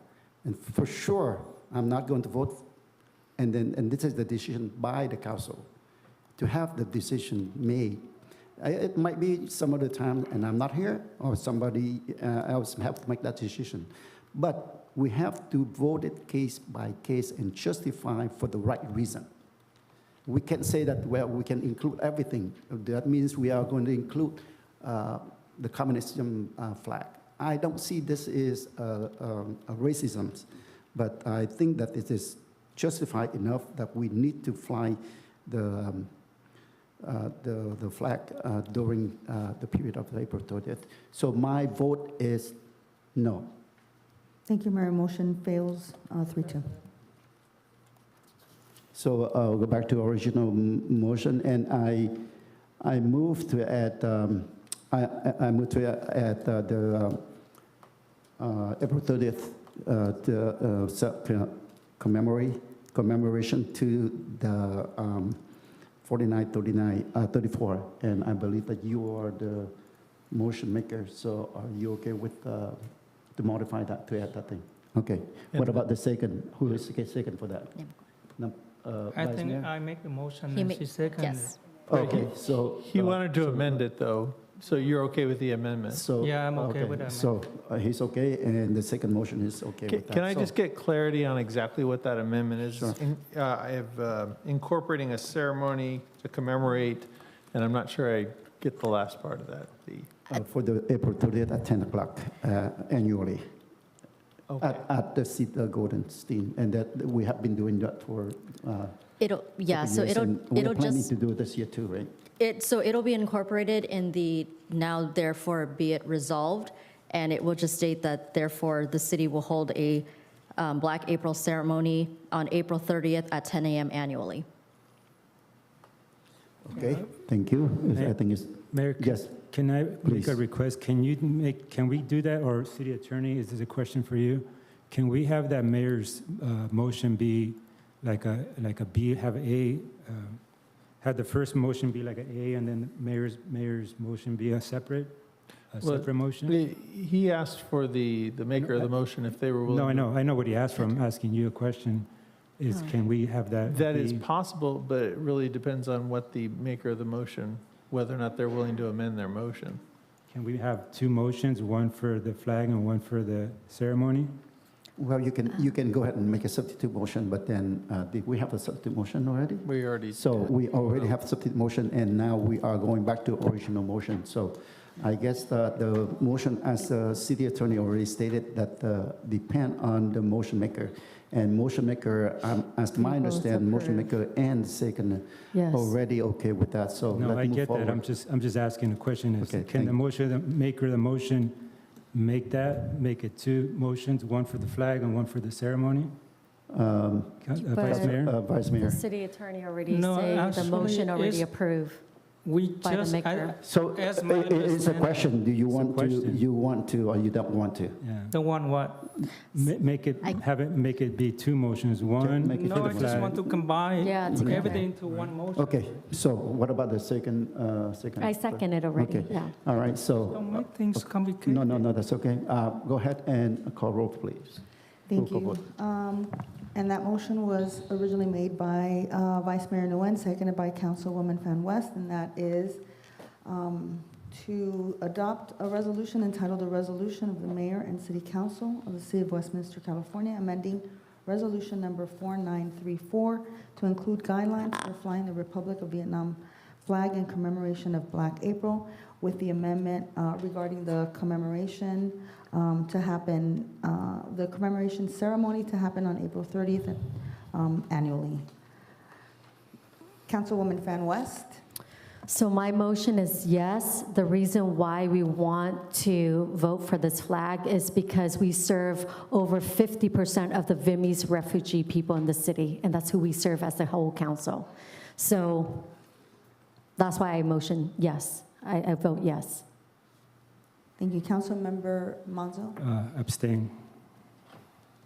Councilmember Ho? You come back to me. Vice Mayor Nguyen? What, you seriously voted? No, she wants me to come back to her. Oh, okay. It's a yes. Thank you. Mayor Nguyen? Yes. Councilmember Ho? Yes. Motion carries 4 with 1 abstention, Mayor. Okay, we are at the last item, which is 6.1, consideration of an ordinance adding chapter 10.85 to the Westminster Municipal Code, establishing the regulations prohibiting the repair, storage, and sale of bicycle and bicycle parts on public property. And this item brought up by Councilmember West and Vice Mayor Nguyen. So, Councilmember West. Yeah, I motion to move forward. I think this is another tool for our police officer to be able to, clean our city, to protect the safety of the city. And I think it's a great tool that they can have in their toolbox to protect the city. So I motion yes to move forward. I'll second it. Okay, we have a motion and second on the floor. Thank you, Mayor. That motion was made by Councilwoman Fan West, seconded by Councilmember Monzo, and that is to introduce for first reading ordinance entitled, "An Ordinance of the Mayor and City Council of the City of Westminster, California, adding Chapter 10.85 to Title 10, Vehicles and Traffic of the Westminster Municipal Code, establishing regulations prohibiting the repair, storage, and sales of bicycle and bicycle parts on public property, and finding the ordinance not subject to the California Environmental Act." This is to be read by title only and waive further reading. Councilwoman Fan West? Yes. Councilmember Monzo? Yes. Councilmember Ho? Yes. Vice Mayor Nguyen? Yes. Mayor Nguyen? Yes. Motion carries 5-0. Okay, Councilmember, we have about 5 minutes, so we have 5 of us to report on the have comment on the city council agency members, including 1, 2, 3, 4. So I would ask you, if possible, 1 minute for each.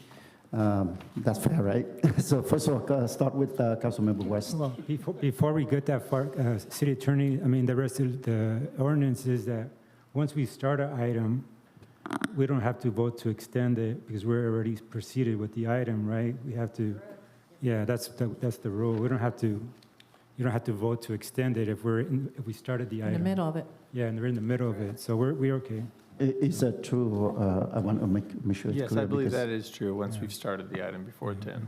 Okay, all right. Okay, City Manager, I have a question. I went to a conference. Do I need to share that now or later? Yes. Okay. Yes.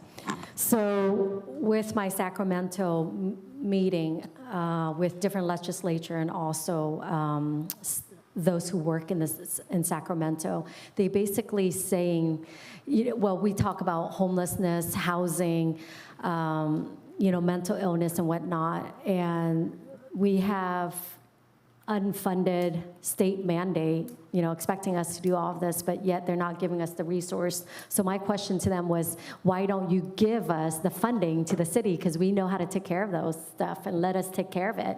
And they say in a real world, in a good world, we would give you all those funding for the city. And then I go, well, it's because you guys has mismanaged your money and you don't have any money for us. So, you know what I mean? So you're expecting all of us, each city to follow your mandate, and yet Sacramento ship is sinking, and we are a boat and we're not going to sink with you. And so they know very clearly the message that we, the city, are sending to them, that if they want to mandate us to do things, they have to provide the resources. And they haven't able to because they say we're in a deficit, 40-something billion deficit. And yeah, we're not going to do it. And not only that, with CalPERS, they're hiring the bottom of the barrel. And not only that, their investment, they're playing with our money. And they're hiring young kids to invest in it. And so I go, no, we're not, your guys are sinking ship and we are not going down with it. So I think it's important for us to be self-sufficient as a city and, to keep ourselves afloat and to be united as a community, as a business community, as the people who live here and work here. So that's what we intend to do. And under my watch, that's what I'm fighting for, our city and defending our city at all costs. Thank you. Councilmember Menzo. Thank you, Mayor. First, I want to say thank you to a couple of groups here in the community who are really working hard to make our community a little bit better. And that is the WHO group, which is Westminster Hope and Opportunity. They're out there every day helping with our working together in partnership with our Love Westminster group that helps out with the homeless issues. And this past Saturday, the WHO group and other members of the community and myself, we participated in one park at a time. We went out to Tony Lamb Park, and there was about 6, 8 of us, and we went through and picked up as much trash as possible. I think we hit it pretty good. I think the count was like over 1,000-something cigarette butts and a bunch of other trash. So I just want to thank that WHO group for everything they do. And the second, I want to thank it's a CIAC, which is Community Engagement Advisory Committee, which they work in conjunction with our FRC and getting out there in the community and serving all the members of our community in different ways. And they're also part of, they put together this celebration yesterday, and Councilmember Ho, she was there, and a celebration of honoring women in commemoration with the International Women's Day. It was a great celebration. They had a speaker there that spoke about women empowerment and everything that she had went through, suffered to get to where she is today. So that was a great celebration of women yesterday. And then next we had, previously a couple weeks ago, I was out, and thank you for our Police Chief Linier and your team that helped out with some 2 groups that were out. when we had the rain and the cold weather a couple weekends ago. They provided some shelter for homeless individuals and some warming centers, food, and I think, and they also had a Listonic, which is a mobile clinic that they were also helping to help out the community, homeless individuals who may have been suffering for any medical issues. So they were able to help them, and they had a tele-doctor, which the doctor was able to see them and help them out mobily. So that was great to be there, part of that, and help them out. So I want to thank them for the Wound Walk and Listonic is the two groups that, and they're out there every day in different communities helping out as much as they can with the homeless individuals. Sorry, Manzo, I think we have to vote to move forward. No, we already talked about that. We already talked about that. We already said. So anyways, thank you for those groups, and thank you for council for trying to get us out of here in a timely fashion, and all the staff for all your hard work. And I want to make a request to our city manager, maybe in our next meeting, if we can, or mayor, maybe honor these two groups, the WHO group and the SEAC group, with a certificate of recognition for their work in the community. And maybe we can bring them out here, and if Jessica can help us out in that arena. I think it would be great to honor these two groups that are out there every day for our community, helping out as much as they can. So thank you. That's all I got. Thank you. Councilmember. Thank you. I hope I don't run out of battery here. Okay, so yes, I was at that SEAC group, FRC's Women's event with Councilmember Manzo. Didn't really planning on going together, but I was glad to see him as he was my translator. Thank you. I just want to recognize today is International Women's Day, and there are just a group, or shall I say, some women in the past, way back in 1865. I just want to talk about the formation of American Equal Rights Association, and I want to talk about women's suffrage. I want to talk about the 19th Amendment, and how thankful I am, because it happens to be Women's International Day, as well as the celebration of like 103-year anniversary of women's suffrage. Hope it happened to kind of coincide. So I thought of these women, Elizabeth Cady Stanton, and we probably know more of this particular person is Susan B. Anthony, who formed the American Equal Rights Association, an organization for white and black women and men dedicated to the goal of universal suffrage.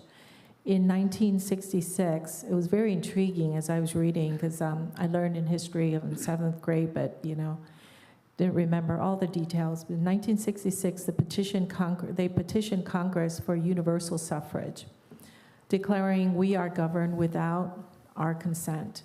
This petition was part of the first national drive to focus on women's voting rights and includes signatures of some of the most prominent advocates at the time: Susan B. Anthony, Elizabeth Stanton, Ernestine Rose, Lucy Stone, and Antoinette Brown Blackwell.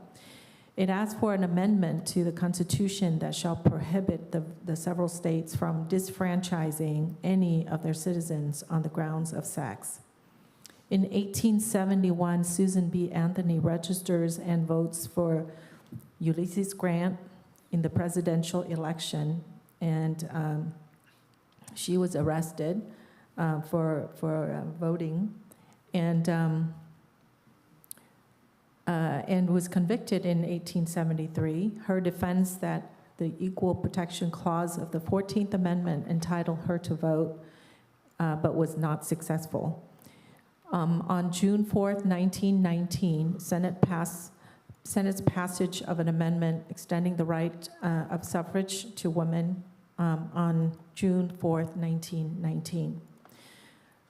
Since then, today is since today is International Women's Day, I would like to ask the mayor to adjourn this meeting today in celebration of 100 years since the passing of the 19th Amendment, women's voting rights, and women whose persistence, their true and devotion to the cause made way for the women in America today to enjoy the right to vote. I am speaking on behalf of all women. I would like to thank these women for their courage.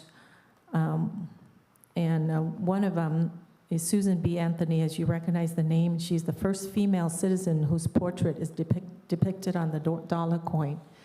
So I'm, as we look back, we have to thank the women of our past who worked so hard. Susan B. Anthony died, but before she died, she was like in her 80s. Before she died, she did see the women's suffrage did pass, although only a few states had passed the law, but not all of them. But she did live to see that day.